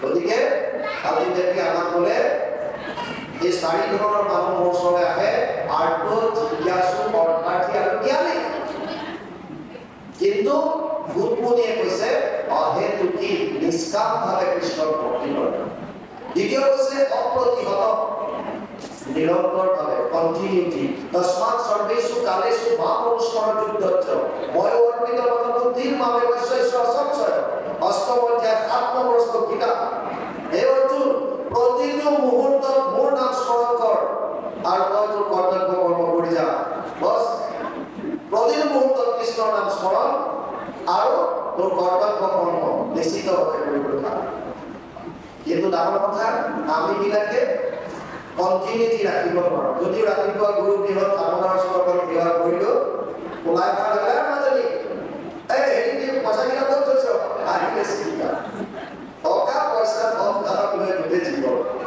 আমাকো বহুতে প্ৰশ্ন কৰে আপোনালোকক কৈছে মই এছএছবি আছিলো আমাৰ আছে আমি একেলগে কৰা যোগেশ্বৰ হাজৰিকাদেৱ আমি গেম স্কুলে য'ত পঢ়াটো একেলগে আছিলো তাৰপাছত মই গুচি গ'লো যেনিবা ৰাণীকে উত্তৰাখণ্ডত এচিষ্টেণ্ট কামাণ্ডেণ্ট হিচাপে আছিলো চাকৰি আছিলে মোৰ 28 বছৰ মই 22 ভলণ্টিয়াৰ ৰিটায়াৰমেণ্টত গুচি আহিলো কেৱল ভগতৰ লগত থাকি বুলি আৰু প্ৰভু ভগৱানৰ লীলাসমূহ এনেকৈ যিমান পাৰো যাতে শাস্ত্ৰৰ মতে সত্য শুদ্ধৰ মতে মানুহক শুনাব পাৰো এই অৰ্থ এই উদ্দেশ্য লৈ আমি আহিছো আৰু তাৰ কাৰণে যোনে পুনৰ আমাক জোৰ পৰা কয় অসমৰ ইমূৰৰ পৰা সিমূৰলৈ আমি নিজৰ গাড়ী লওঁ আৰু চিধা যাওঁ ৰাত দিন কোনো কথা নাই মই যেতিয়াই যেনেকৈ পাওঁ মিলাবলৈ চেষ্টা কৰোঁ গতিকে অৰ্থাৎ আৰু নিৰন্তৰ এই বস্তু দুটা দিছে এটা হৈছে অহেতুকি এটা হৈছে অপ্ৰতিহত অপ্ৰতিহত মানে নিৰন্তৰভাৱে ঈশ্বৰৰ কথা কোৱা তাৰপিছত ভাগৱত আগবাঢ়িছে ভাগৱতত 10টা লক্ষণ অত্ৰ স্বৰ্গ বিসৰ্গ স্থানম কুশলম উদয় মনন্তৰে স্বৰূপতা নিৰুল মুক্তিৰাশ্ৰয় 2:1 দ্বিতীয় স্কন্ধ 10ম অধ্যায় 1ম শ্লোক স্বৰ্গ বিসৰ্গ স্থান কুশল মুক্তি মনন্ত ঋষাৰ নিৰুল মুক্তি আশ্ৰয় 10টা লক্ষণ ভাগৱতে কৈছে 2:1 দ্বিতীয় স্কন্ধ 10ম অধ্যায় 1ম শ্লোক স্বৰ্গ তৃতীয় স্কন্ধৰ পৰা আৰম্ভ হৈছে স্বৰ্গ মানে আদি সৃষ্টি কোটি কোটি ব্ৰহ্মাণ্ড আছে কোটি কোটি ব্ৰহ্মাণ্ডৰ হৰি অধিকাৰী আমি ঘোষা গাই থাকো গোবিন্দ গোবিন্দ গোবিন্দ গোবিন্দ আমি গাওঁ দেখা গতিকে ঘোষাত যে গাই থাকো কোটি কোটি ব্ৰহ্মাণ্ডৰ হৰি অধিকাৰী এই কোটি কোটি ব্ৰহ্মাণ্ড কেনেকৈ স্কন্ধৰ হ'ল তাৰ বিষয়ে জানিবলৈ তৃতীয় স্কন্ধ অৰ্প নাম দিছে সৃষ্টি দ্বিতীয় হৈছে বিসৰ্গ চতুৰ্থ স্কন্ধ ব্ৰহ্মাৰ দ্বাৰা সৃষ্টিৰ বিকাশ কেনেকৈ হ'ল সেকেন্ডাৰী সৃষ্টি পঞ্চম স্কন্ধত আছে স্থান ভূগোল আৰু খগোলৰ বিষয়ে আকাশক বুজায় খগোল মানে গ্ৰহ নক্ষত্ৰৰ বিষয়ে বৰ্ণনা এয়া জানিবৰ কাৰণে আৰু স্থানৰ বিষয়ে ভূ পৃথিৱীক বুজায় গতিকে স্থান আৰু আকাশৰ গ্ৰহ নক্ষত্ৰৰ বিষয়ে জানিবলৈ পঞ্চম স্কন্ধ ষষ্ঠম স্কন্ধ পুথি ষষ্ঠম স্কন্ধ পোষণ পোষণ হৈছে ভগৱান কৃষ্ণই সমস্ত জীৱক কেনেকৈ পোষণ কৰে যেনেকৈ এটা সন্তান জন্ম হোৱাৰ আগতে আপোনালোকে কেতিয়াবা ভাবি চাইছেনে সন্তানটো পৃথিৱীত জন্ম হয় নাই কিন্তু মাকৰ স্তনত কি খাব পৰা যোগাৰ গাখীৰ আগতে তৈয়াৰ কৰি দিয়ে এইজন ঈশ্বৰ কেনেকৈ পোষণ কৰি আছে এটা সামান্য কীটৰ পৰা বুলি ব্ৰহ্মালৈকে এই কোটি কোটি ব্ৰহ্মাণ্ডত যত জীৱৰাশি আছে সকলোকে পালন পোষণ যাৰ কৃপা কৰি আছে পোষণ কেনেকৈ কৰিছে অজামিল উপাখ্যান বিদ্যাপুৰ বধ চিত্ৰকেতু উপাখ্যান বিভিন্ন কাহিনীৰ দ্বাৰা বুজাইছে সপ্তম স্কন্ধ উতি মানে বাসনা তিনি ধৰণৰ বাসনা আছে দৈবিক বাসনা আক্ষৰিক বাসনা আৰু মানৱীয় বাসনা মহন্তৰ কৃপাত দৈবিক বাসনাৰ উদ্ভৱ হয় তাৰ কাৰণে প্ৰমাণৰ চৰিত্ৰ আনিছে মহন্তৰ কোপত বা ভগৱৰ ক্ৰোধত আক্ষৰিক বাসনাৰ সৃষ্টি হয় আৰু তাৰ কাৰণে আনিছে হিৰণ্যকশিপু হিৰণ্যকৰ কথা মানৱীয় বাসনাৰ কাৰণে সংস্কৃত ভাগৱতত বৰ্ণাশ্ৰম ধৰ্মৰ কথা বৰ্ণনা যদিও কৰিছে অসমীয়ালৈ ইয়াৰ অনুবাদ কৰা নাই কিয় ভক্তি মাৰ্গত বৰ্ণাশ্ৰম ধৰ্মৰ বিশেষ প্ৰয়োজন নাই মহাপুৰুষ মাধৱদেৱে কৈছে নহো জানা আমি চাৰি জাতি চাৰিও আশ্ৰমী নহয় জাতি বৰ্ণ চাৰিটা আছে ব্ৰাহ্মণ ক্ষত্ৰিয় বিষ্ণু শূদ্ৰাবঞ্চ পৰমতপ কৰ্মাণি প্ৰবিভক্তানি স্বভাৱ প্ৰভাৱে কোনে অষ্টাদশ অধ্যায় 41 নম্বৰ শ্লোক গীতাত কৈছে হে অৰ্জুন চাৰিটা বৰ্ণ মই সৃষ্টি কৰিছিলো কেৱল কৰ্মৰ ওপৰত ভাগ কৰি ভিত্তি কৰি কৰ্ম ব্ৰাহ্মণ ক্ষত্ৰিয় বৈশ্য আৰু শূদ্ৰ কৰ্মৰ ওপৰত কিন্তু বৰ্তমান জাতিগতভাৱে এই এই জাতিসমূহ আহি গ'ল ভক্তি লাইনত সেইকাৰণে ইয়াক প্ৰাধান্য দিয়া নাই নহ জাতা আমি চাৰি জাতি আশ্ৰম চাৰি ব্ৰহ্মচৰ্য গাৰ্হস্থ্য মানৱস্থ সন্ন্যাস কিন্তু ভক্তি মাৰ্গত ইয়াৰ প্ৰয়োজন নাই বৃহতে থাকি আমি কৰিব পাৰোঁ সেইকাৰণে মহাপুৰুষ মাধৱদেৱে কৈছে নহ জাতা আমি চাৰি জাতি চাৰি আশ্ৰমী নহ আমি যেতিয়া আমি কোন দাসৰ দাস আমাৰ দাসৰ বুলি আমি দাস তুমি আমাৰ স্বামী এটাই জাতি কেৱল আমি ভকত আমাৰ মাজত কোনো উচ্চ জাতি ভেদ নাই ধনী দুখীয়া নাই আমি এটাই এখন সমাজ আমাক দেখুৱাই লৈ গৈছে কি আমাৰ মাজত কোনো জাতি ভেদ থাকিব নোৱাৰে উচ্চ নিচ থাকিব নোৱাৰে কিমান উচ্চ আদৰ্শ তেওঁ দি গৈছে ব্ৰাহ্মণৰ সন্তানৰ নিবিচাৰি কুল দাতাতৰ সুৰতৰ যেন দৃষ্টি এক তুল নিশত সাধুৰতাৰ ভৈল এক জ্ঞান তাহাকে পণ্ডিত বুলিয়ে সৰ্বজান কিমান উদাৰ গতিকে গুৰুজনাই যিটো আমাক দি থৈ গৈছে মহাপুৰুষ মাধৱদেৱে কথাত যিটো দি থৈ গৈছে এয়া কথাৰ সকলোখিনি সাৰ মৰ্ম হিচাপে অসমীয়া ভাষালৈ এই বৰ্ণাশ্ৰম ধৰ্মৰ কথাখিনি মনত অষ্টম স্কন্ধ মন্ত্ৰ মনু আৰু মনু পুত্ৰসকলৰ বিষয়ে জানিবলৈ আপোনালোকে অধ্যয়ন কৰিব লাগিব অষ্টম নৱম স্কন্ধ ঈশানু ঈশ্বৰক বুজায় ঈশ্বৰৰ অনুৰাগী বৈষ্ণৱসকলৰ বিষয়ে জানিবলৈ নৱম স্কন্ধ ৰাজবংশাৱলী চন্দ্ৰবংশ সূৰ্যবংশৰ বিভিন্ন ৰজা মহাৰাজাৰ বিষয়ে জানিবলৈ নৱম স্কন্ধ দশম লক্ষণ হৈছে নিৰোধ 335টা অধ্যায়ৰ 90টা অধ্যায় আছে দশমৰ আটাইতকৈ ডাঙৰ ভাগৱতৰ হৃদয় বুলি কয় দশম স্কন্ধ অনুবাদ কৰোঁতে 3টা ভাগ কৰিছে আদি চোৱা মধ্য চোৱা শেষ চোৱা আদি চোৱা গুৰুজনে নিজে কৰিছে যাক আমি দশম বুলি কওঁ শেষ চোৱাৰ পৰা কুৰুক্ষেত্ৰ যাত্ৰা অংশগ্ৰহণ কৰিছে নিৰোধ প্ৰলয়ৰ সময়ত সমস্ত জীৱৰাশি ভগৱন্তৰ উদৰত অৱৰুদ্ধ হৈ থাকে যিজন ঈশ্বৰৰ উদৰত সমস্ত জীৱৰাশি অৱৰুদ্ধ হৈ থাকে সেইজন ঈশ্বৰৰ বিষয়ে জানিবলৈ তেওঁৰ অৱতাৰৰ পৰা বিভিন্ন লীলা দশমত বৰ্ণনা কৰিছে একাদশ মুক্তি জীৱক মুক্তি কিয় লাগে কেনেকৈ পাব একাদশ স্কন্ধ নিমি নৱসিদ্ধ সংবাদ আমাৰ সভাপতি মহোদয়ে কৈছিল সময় আহিলে অকণমান যদি পাৰোঁ ধৰি দিম 9টা প্ৰশ্ন আৰু শেষত আহিছে দ্বাদশ স্কন্ধৰ লক্ষণ হৈছে আশ্ৰয় মানে শৰণ কোনটো বৰ্তমান যিটো সমাজত এক বিভ্ৰান্তিৰ সৃষ্টি হৈ আছে মানুহৰ মতভেদৰ সৃষ্টি হৈ আছে কিয় শৰণ কোনটো আৰু ভাগৱতে কৈছে দশমৰ্থ বিশুদ্ধ্যাৰ্থম তপাদিনি অক্ষৰ বৰ্ণয়ন্তি মহাত্মান সুতেন অৰ্থিবচন্দসা 2:2 দ্বিতীয় স্কন্ধ দশম অধ্যায় 2 নম্বৰ শ্লোকত দেখিছে দশম লক্ষণ আশ্ৰয়টোক শুদ্ধ ৰূপত প্ৰতিপন্ন কৰিবৰ কাৰণে বাকী 9টা লক্ষণ বৰ্ণনা কৰিছে ভাগৱত আগবাঢ়িছে আমি এতিয়া অকণমান পাঠৰ আলোচনা কৰোঁ ধ্ৰুৱ চৰিত্ৰ অকণমান বুজি লওঁ ধ্ৰুৱ কথা আহিল পাঠ চলি আছে পুনৰ সভাগত ভাগৱতৰ পদ চতুৰ্থ স্কন্ধৰ কথা বিদুৰে পুছিলা মৈত্ৰে কহিলা মনুৰ বংশ ব্যৱস্থা ভাগৱত কিবা ঠাইত মানে কথা পৰা চলি আছে ধৰ্মিকাৰণ্যত সৌৰকালী ঋষি সকল কৈ আছে কোনকোনিয়ে আনন্দ ভাগ মৈত্ৰ মুনিয়ে কৈ আছে বিদুৰক গংগাৰ পাৰ সুখদেৱে কৈ আছে পৰীক্ষিতক এই কথাখিনি সম্পূৰ্ণ ধুনীয়াকৈ ইয়াত আছে বৰ্তমান চলিছে বিদুৰ আৰু মৈত্ৰৰ মাজত কি ভালকৈ হৈছে ইয়াত স্বয়ম্ভূৰ বংশৰ বিতৰণ দিছে অকণমান আমি চাই লওঁ কি আছে স্বয়ম্ভূ মনুৰ 2 পুত্ৰ ভৈলা সকলোৰে বিশিষ্ট শ্ৰেষ্ঠ প্ৰিয়কৰ ধৰ্মমন্দিৰত উত্তাল পাত কনিষ্ঠ আমি কৈছিলোঁ চতুৰ্থ স্কন্ধ হৈছে বিসৰ্গ লক্ষণ দিছে বিসৰ্গ ব্ৰহ্মাদিৰ দ্বাৰা সৃষ্টিৰ বিকাশ কেনেকৈ হ'ল প্ৰভু ভগৱন্তই কোটি কোটি ব্ৰহ্মাণ্ডৰ সৃজন কৰিলে কিন্তু ইয়াৰ বিকাশ ঘটাইছে ব্ৰহ্মাদিৰ দ্বাৰা সেইকাৰণে ব্ৰহ্মাই কেনেকৈ সৃষ্টি বৰ্ধন কৰিছে তাৰ বিষয়ে বৰ্ণনা আছে পদ্মকল্পত প্ৰভু নাৰায়ণৰ নাভিৰ পৰা এটি পদুমফুল এটি ওলাল এই পদুমফুলৰ ঠাৰিয়েদি তেওঁৰ উদৰৰ পৰা ব্ৰহ্মা ওলাই আহি যেতিয়া পদুমফুল পাই ওপৰ পালেহি চাৰিওফালে যেতিয়া দেখিলে কেৱল জল আৰু জল পানী আৰু পানী মই ক'ৰ পৰা আহিলো একো গম পোৱা নাই। পুনৰ পদুম ফুলৰ ঠাৰিয়েদি প্ৰভু ভগৱন্তৰ উদৰত প্ৰৱেশ কৰিলে।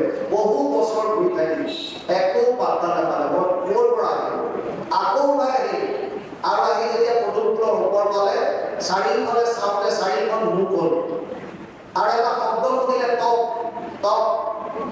ব্ৰহ্মাই 1000 বছৰ তপস্যা কৰিলে। ভগৱান নাৰায়ণ সন্তুষ্ট হ'ল আৰু তেওঁক দৰ্শন দিলে, বৈকুণ্ঠৰ দৰ্শন কৰালে। আৰু ব্ৰহ্মাক ক'লে, সেই প্ৰজাপতি তুমি আগৰ দৰে সৃষ্টি কৰা। ব্ৰহ্মাৰ জ্ঞানেই নাই, জ্ঞান। তেতিয়া ভগৱান নাৰায়ণে তেওঁৰ নিধিষ্ঠিত হৈ নিজে বেদৰ জ্ঞান দিয়ে, সম্পূৰ্ণ বেদ তেওঁক বিধিগত কৰায় আৰু 4টা শ্লোকত ভাগৱত তেওঁক শুনায়। চতুশ্লোকী ভাগৱত বুলি যাক কয়। দ্বিতীয় স্কন্ধ 9ম অধ্যায় 33 নম্বৰ শ্লোকৰ পৰা 36 নম্বৰ শ্লোকলৈ 4টা শ্লোক আছে, যাক চতুশ্লোকী ভাগৱত বুলি কোৱা হয়। আৰু তাৰপিছত ব্ৰহ্মাৰ জ্ঞান হয়, তেওঁ সৃষ্টি কাৰ্য আৰম্ভ কৰে। প্ৰথমতে মানৱ পুত্ৰ সৃষ্টি কৰে, 4 বিধৰ সৃষ্টি বিকাশ হোৱা নাই। তাৰপাছত যেতিয়া তেওঁলোকক সৃষ্টি কৰিবলৈ কয়, সৃষ্টি কৰিবলৈ কওঁতে যেতিয়া সৃষ্টি বৰ্ণতে বোলে যে আমি সৃষ্টি কৰিব নোৱাৰোঁ, ব্ৰহ্মচৰ্য ব্ৰত ধাৰণ কৰি ভগৱান কৃষ্ণক উপাসনা কৰি লাগি, তেতিয়া ব্ৰহ্মাৰ ক্ৰোধ উঠে আৰু ভ্ৰূৰ মধ্যৰ পৰা এটি সন্তান জন্ম হৈ ৰোধ কৰিবলৈ ধৰে। নাম দিয়ে ৰুদ্ৰ, যাক আমি শিৱ বুলি কওঁ, যাক আমি মহেশ বুলি কওঁ। এই ৰুদ্ৰক কয় যে সৃষ্টি কৰা। তেওঁ যজ্ঞ ৰক্ষ পিশাচ ইত্যাদিবিলাক সৃষ্টি কৰে, অতি ভয়ানক ৰূপে খেদি আহে। ব্ৰহ্মাই কয় সৃষ্টি বন্ধ কৰ, তপস্যা কৰে। তাৰপিছত মানৱ পুত্ৰ ঋষিসকলৰ সৃষ্টি কৰে। তেতিয়াও সৃষ্টি বিকাশ হোৱা নাই। এখন প্ৰথম মানুহৰ সৃষ্টি কৰে, শৰীৰৰ 2টা ভাগ কৰি, পুৰুষ আৰু মহিলা। এই পুৰুষজনৰ নামে দিছে স্বয়ংভূ মনু আৰু আইগৰাকীৰ নাম দিছে শতৰূপা। তেওঁলোকৰ 5টা সন্তান, 3জনী ছোৱালী, 2টা ল'ৰা। ছোৱালী 3জনী হৈছে আকুতি, প্ৰসূতি আৰু দেৱহূতি। ল'ৰা 2টা হৈছে প্ৰিয়ব্ৰত আৰু উত্তানপাত। প্ৰিয়ব্ৰত ডাঙৰ, উত্তানপাত কনিষ্ঠ। এতিয়া ইয়াত কৈছে শ্ৰেষ্ঠ প্ৰিয়ব্ৰত ধৰ্মত নিৰত, উত্তানপাত কনিষ্ঠ। সিটো প্ৰিয়ব্ৰতে কুমাৰ কালতে বিষয় সুখক তেজি তপোবনে কৰে নাৰদক পায় আৰু ৰহিলা বিষ্ণু বুজি। প্ৰিয়ব্ৰতক ইয়াত চাই কৰাইছে, কুমাৰ কালতে ঘৰলৈ গ'ল, ঈশ্বৰক ধ্যান কৰি থাকিল। আৰু কনিষ্ঠ উত্তানপাত মহাৰাজ ভৈলা সাতুদীপতি, পুত্ৰবনে ৰাজা পালে কবে প্ৰজা, যেন দুটি সুৰপতি। উত্তানপাত 7খন দ্বীপৰ ৰজা। এতিয়া আপোনালোকে পাঠৰ লগে লগে অকণমান আধ্যাত্মিক তত্ত্বটো বুজি যাব। উত্তানপাত মানে কোন? উত্তান মানে ওপৰলৈ, পাত মানে চৰণ বা ভৰি। ওপৰলৈ যাৰ ভৰি থাকে, ওপৰলৈ ভৰি 2টা যাৰ থাকে, সেইজনে হৈছে উত্তানপাত। এতিয়া ওপৰলৈ ভৰি কাৰ থাকে? আইসকলে গম পাব লাগে। সন্তান যেতিয়া জন্ম হয়, সন্তান যেতিয়া গৰ্ভত থাকে, তেতিয়া জন্ম হোৱাৰ সময়ত কি হয়? ভৰিকেইটা সদায় ওপৰলৈ থাকে, শিৰটো আগভাগত হয়। সেইকাৰণে আমি সকলো উত্তানপাত। এই কাহিনী ভাগত যুৱ চৰিত্ৰত যিখিনি কথা ক'ব, আমাৰ কথা ক'ব। উত্তানপাত মানে আমি সকলো, আমি গোটেই ইয়াত যিমান আছো, বাপ বান্ধৱ আই মাতৃ যুৱক যুৱতী, আমি বিলাকে একো একজন উত্তানপাত। আমি বিলাক কি হৈছে ইয়াত উত্তানপাত কি হ'ল? 7খন দ্বীপৰ অধিপতি হ'ল, 7 ধাতুৰে সৃষ্ট এই শৰীৰ। ইয়াত আহি পেলাই ৰজা হৈছে। ৰজা হৈছে ক'ত? মুখাবৰ্ততে পবিত্ৰ বিশেষ সমান 7 দ্বীপৰ তথাতে নগৰী বৰকেশ্বৰী পুৰী অমৰাৱতী সমগ্ৰ। ইয়াত এখন নদী এখন আছে, মুখাবৰ্ততে, কুশেৰে আবৃত। কুশেৰে আবৃত এই শৰীৰটোত আহি উত্তানপাত 7খন দ্বীপৰ অধিপতি হৈছে। তাৰমানে জীৱন আহি পেলাই ইয়াত ৰজা হৈছে। এতিয়া আমি বিলাকে কেনেকৈ কি কৰোঁ, আমাৰ কি ধৰণৰ দৈনন্দিন চলে, ভাৱধাৰা কেনেকুৱা হয়, ইয়াৰ ওপৰতে উত্তানপাত আৰু যুৱ চৰিত্ৰ আগবাঢ়িব। গতিকে 2টা কাহিনী যিমান পাৰোঁ সোনকালে আগবঢ়াই দিম। উত্তানপাত ৰজাৰ কাহিনী হিচাপে গম পাব, আধ্যাত্মিকতাত কি আছে এইটো অকণমান বুজাবলৈ চেষ্টা কৰোঁ। কৃষ্ণ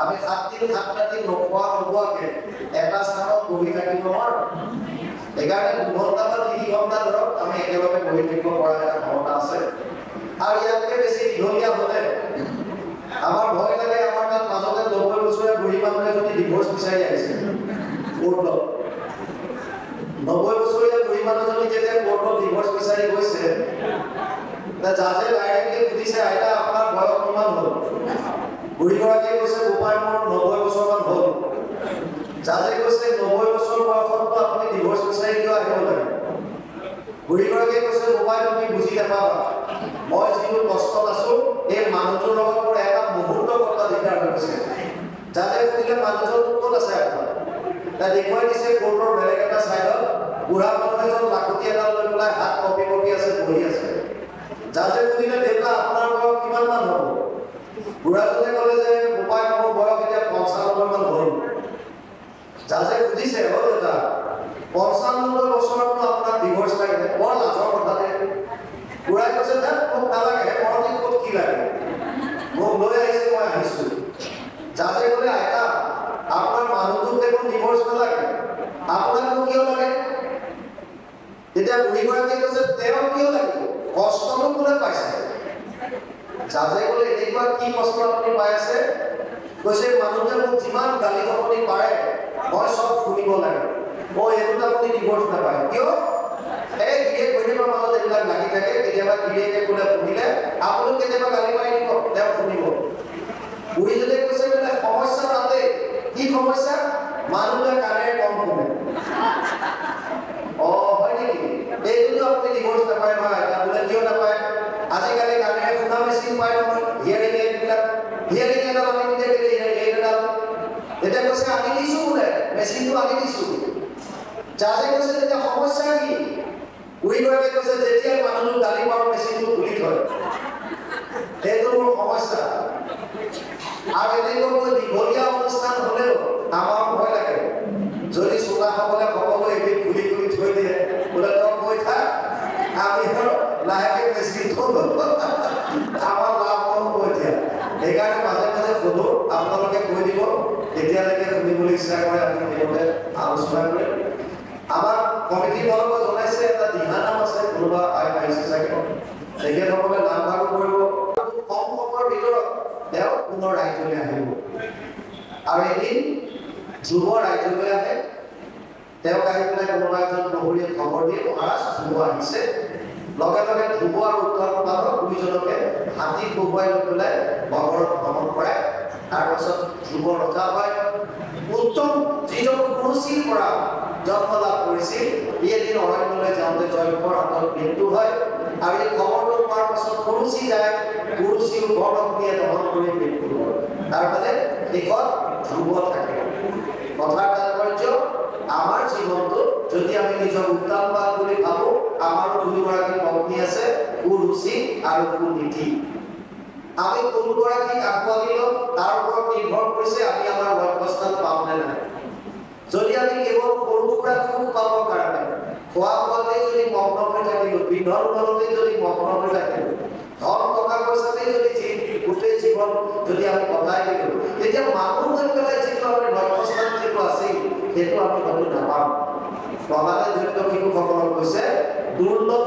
মনুষ্যৰ জন্ম যিটো পায়া বুদ্ধিমন্ত যেনে হয় তোমাৰ কালত হুয়া একমত ভগৱতী আচৰণ যদি মানুহে বুদ্ধিমান যদি হয় কুমাৰ কালৰ পৰা কৃষ্ণক ভক্তি কৰিব কৌমাৰ আচলতে প্ৰাজ্ঞ ধৰ্মান ভাগৱতানি দুৰ্লভ মনুষ্যদেহ তত্ৰাপি ধ্ৰুৱম অৰ্থদম ৭৬১ সপ্তম স্কন্ধ ষষ্ঠ অধ্যায় প্ৰথম শ্লোক এই জন্মটো সফল কৰাৰ উপায় কেৱল আৰু কেৱল কৃষ্ণৰ একান্ত শৰণ বিষ্ণুৰ শৰণ স্মৰণ নকৰে পুৰুষৰ লাভ নাই যিমান ভগৱতী হৰিকুমৰ মনুষ্য জন্মে সদায় কেৱল আৰু কেৱল কৃষ্ণৰ একান্ত শৰণ লৈ তেওঁক স্মৰণ কৰিবলৈ দিছে তাৰ বাহিৰে মানুহৰ কোনো লাভ নাই বুলি কৈছে আৰু লগতে কৈছে মনুষ্য শৰীৰ চঞ্চল সদায় কেইদিনখনে কালে ধৰে কোটি কোটি জন্ম উপজি মৰিয়া মনুষ্যৰ নিজ্ঞান ধৰে গতিকে ইমান এটা দুৰ্লভ কৰি আমি পাইছোঁ এই শৰীৰটোক যদি আমি সফল কৰিব বিচাৰোঁ তেতিয়াহ'লে আমাৰ কেৱল আৰু কেৱল কৃষ্ণৰ একান্ত শৰণ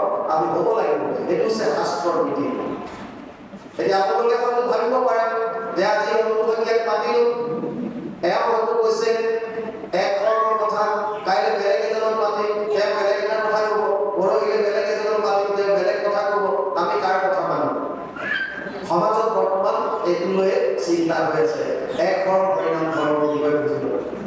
যিকোনো কথা মানিবৰ কাৰণে আপুনি আমাৰ কথা মানিব নালাগে, কাৰো কথা মানিব নালাগে।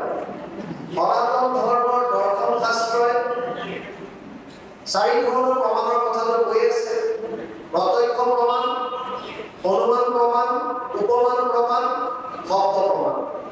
যিকোনো কথা আপুনি প্ৰমাণৰ কাৰণে 4 ধৰণৰ প্ৰমাণৰ কথা আমাক দিছে।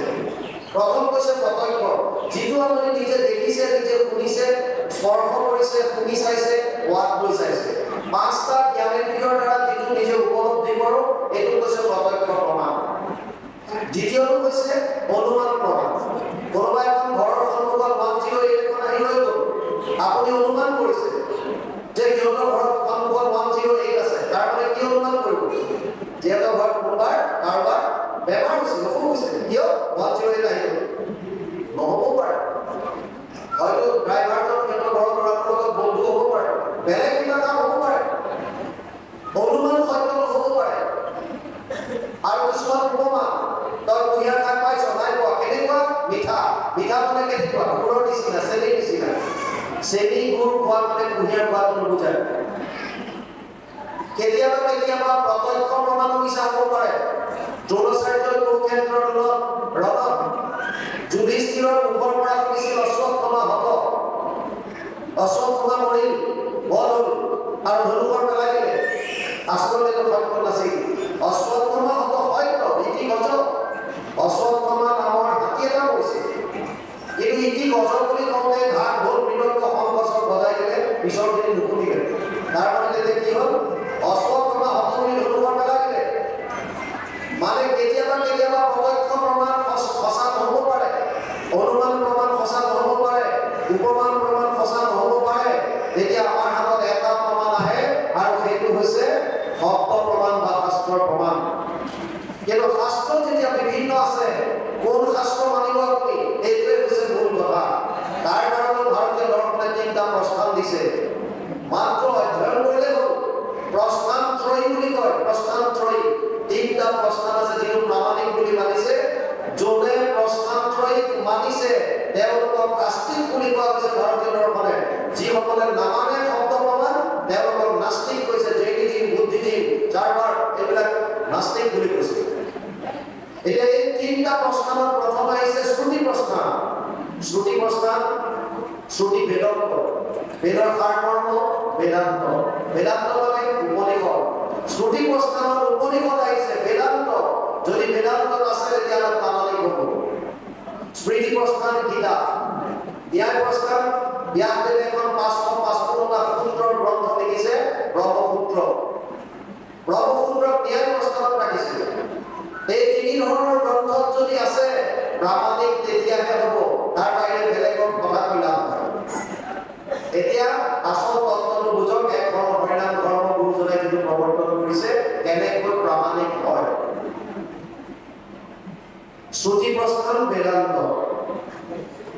যিজন ব্যাসদেৱে বেদান্ত বা বেদৰ বিস্তাৰ কৰিছে তেওঁৱে ভাগৱতত দেখিছে সৰ্ব বেদান্ত সাৰম হি শ্ৰী ভাগৱত নিশ্যতে য়স্য ৰসমৃত তৃপ্তস্য নামেন প্ৰতিপচি 12-13-15 দ্বাদশ স্কন্ধ ত্ৰয়োদশ অধ্যায় 15 প্ৰশ্ন আৰু মহাপুৰুষ মাধৱদেৱে 18 নম্বৰ পঞ্চটা ভোগাত দেখিছে সমস্ত বেদান্ত সাৰ মহাভাগৱত শাস্ত্ৰ। তাৰ মানে শ্ৰুতি প্ৰস্থান যদি বেদান্ত হয়, বেদান্তৰ সাৰ হৈছে ভাগৱত। গতিকে ভাগৱত এখন প্ৰামাণিক গ্ৰন্থ। স্মৃতি প্ৰস্থান গীতা, গীতা এখন প্ৰামাণিক গ্ৰন্থ। আৰু দ্বিতীয় ন্যায় প্ৰস্থান গৰুড় পুৰাণত ব্যাসদেৱে লিখিছে অৰ্ধ ব্ৰহ্মসূত্ৰ নাম। ভাগৱত গ্ৰন্থখনি ব্ৰহ্মসূত্ৰৰ টীকা ভাষ্য, এটা সূত্ৰৰ ব্যাখ্যা কৰিছে। গতিকে আমাৰ হাতত 2খন গ্ৰন্থ প্ৰামাণিক হিচাপে আমি ল'ব পাৰোঁ। কি? শ্ৰুতি প্ৰস্থান বেদান্তৰ সাৰ ভাগৱত, ন্যায় প্ৰস্থান ব্ৰহ্মসূত্ৰৰ টীকা ভাষ্য ভাগৱত এখন, আৰু স্মৃতি প্ৰস্থান গীতা 2খন। তাৰ মানে গীতা আৰু ভাগৱত আমাৰ কাৰণে প্ৰামাণিক গ্ৰন্থ। সেইকাৰণে কোনোবা মহাপুৰুষে লিখি থৈ গ'ল শাস্ত্ৰৰ উত্তম কি বুলি লিখিলে? শাস্ত্ৰৰ উত্তম কি?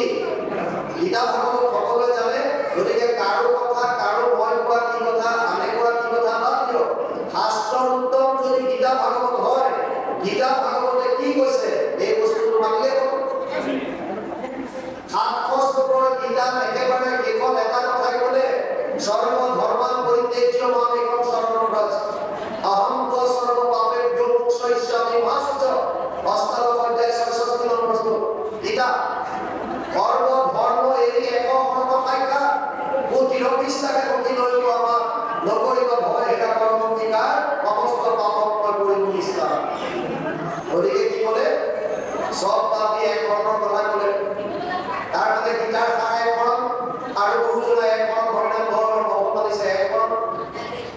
হৰিনাম যদি পদ্মপুৰাণৰ সহস্ৰ নামৰ পৰা হৰিনাম আনিছে বুলি কোৱা হয়, ই সত্য। কিন্তু শাস্ত্ৰৰ উত্তম ভাগৱতে কি কয়? নাম সংকীৰ্তনম য়স্য সৰ্ব পাপ প্ৰণাশনম প্ৰণাম দুঃখ সমানাতম নমামি হৰি পৰম। তাৰ মানে 12-23 দ্বাদশ খণ্ড 13 অধ্যায় 23 নম্বৰ শ্লোকত ক'লে, নাম সংকীৰ্তনৰ দ্বাৰা আমি সমস্ত পাপৰ পৰা পৰিত্ৰাণ পাব পাৰোঁ। আমাৰ জীৱনত ঘটি থকা জন্মৰ পৰা মৃত্যুলৈকে যিকোনো অনুষ্ঠান আমি কেৱল নামৰ মাজেদি কৰিব পাৰোঁ। আৰু সেইকাৰণে গুৰুজনাই এক শৰণ হৰিনাম ধৰ্ম আমাক দিলে, কেৱল একত শৰণ, এক দেৱ এক দেৱ এক বিনে নাকে। এয়া হৈছে নীতি, শাস্ত্ৰৰ নীতি। যিকি নহওক বামুণ আমি ভাগৱত ইয়াত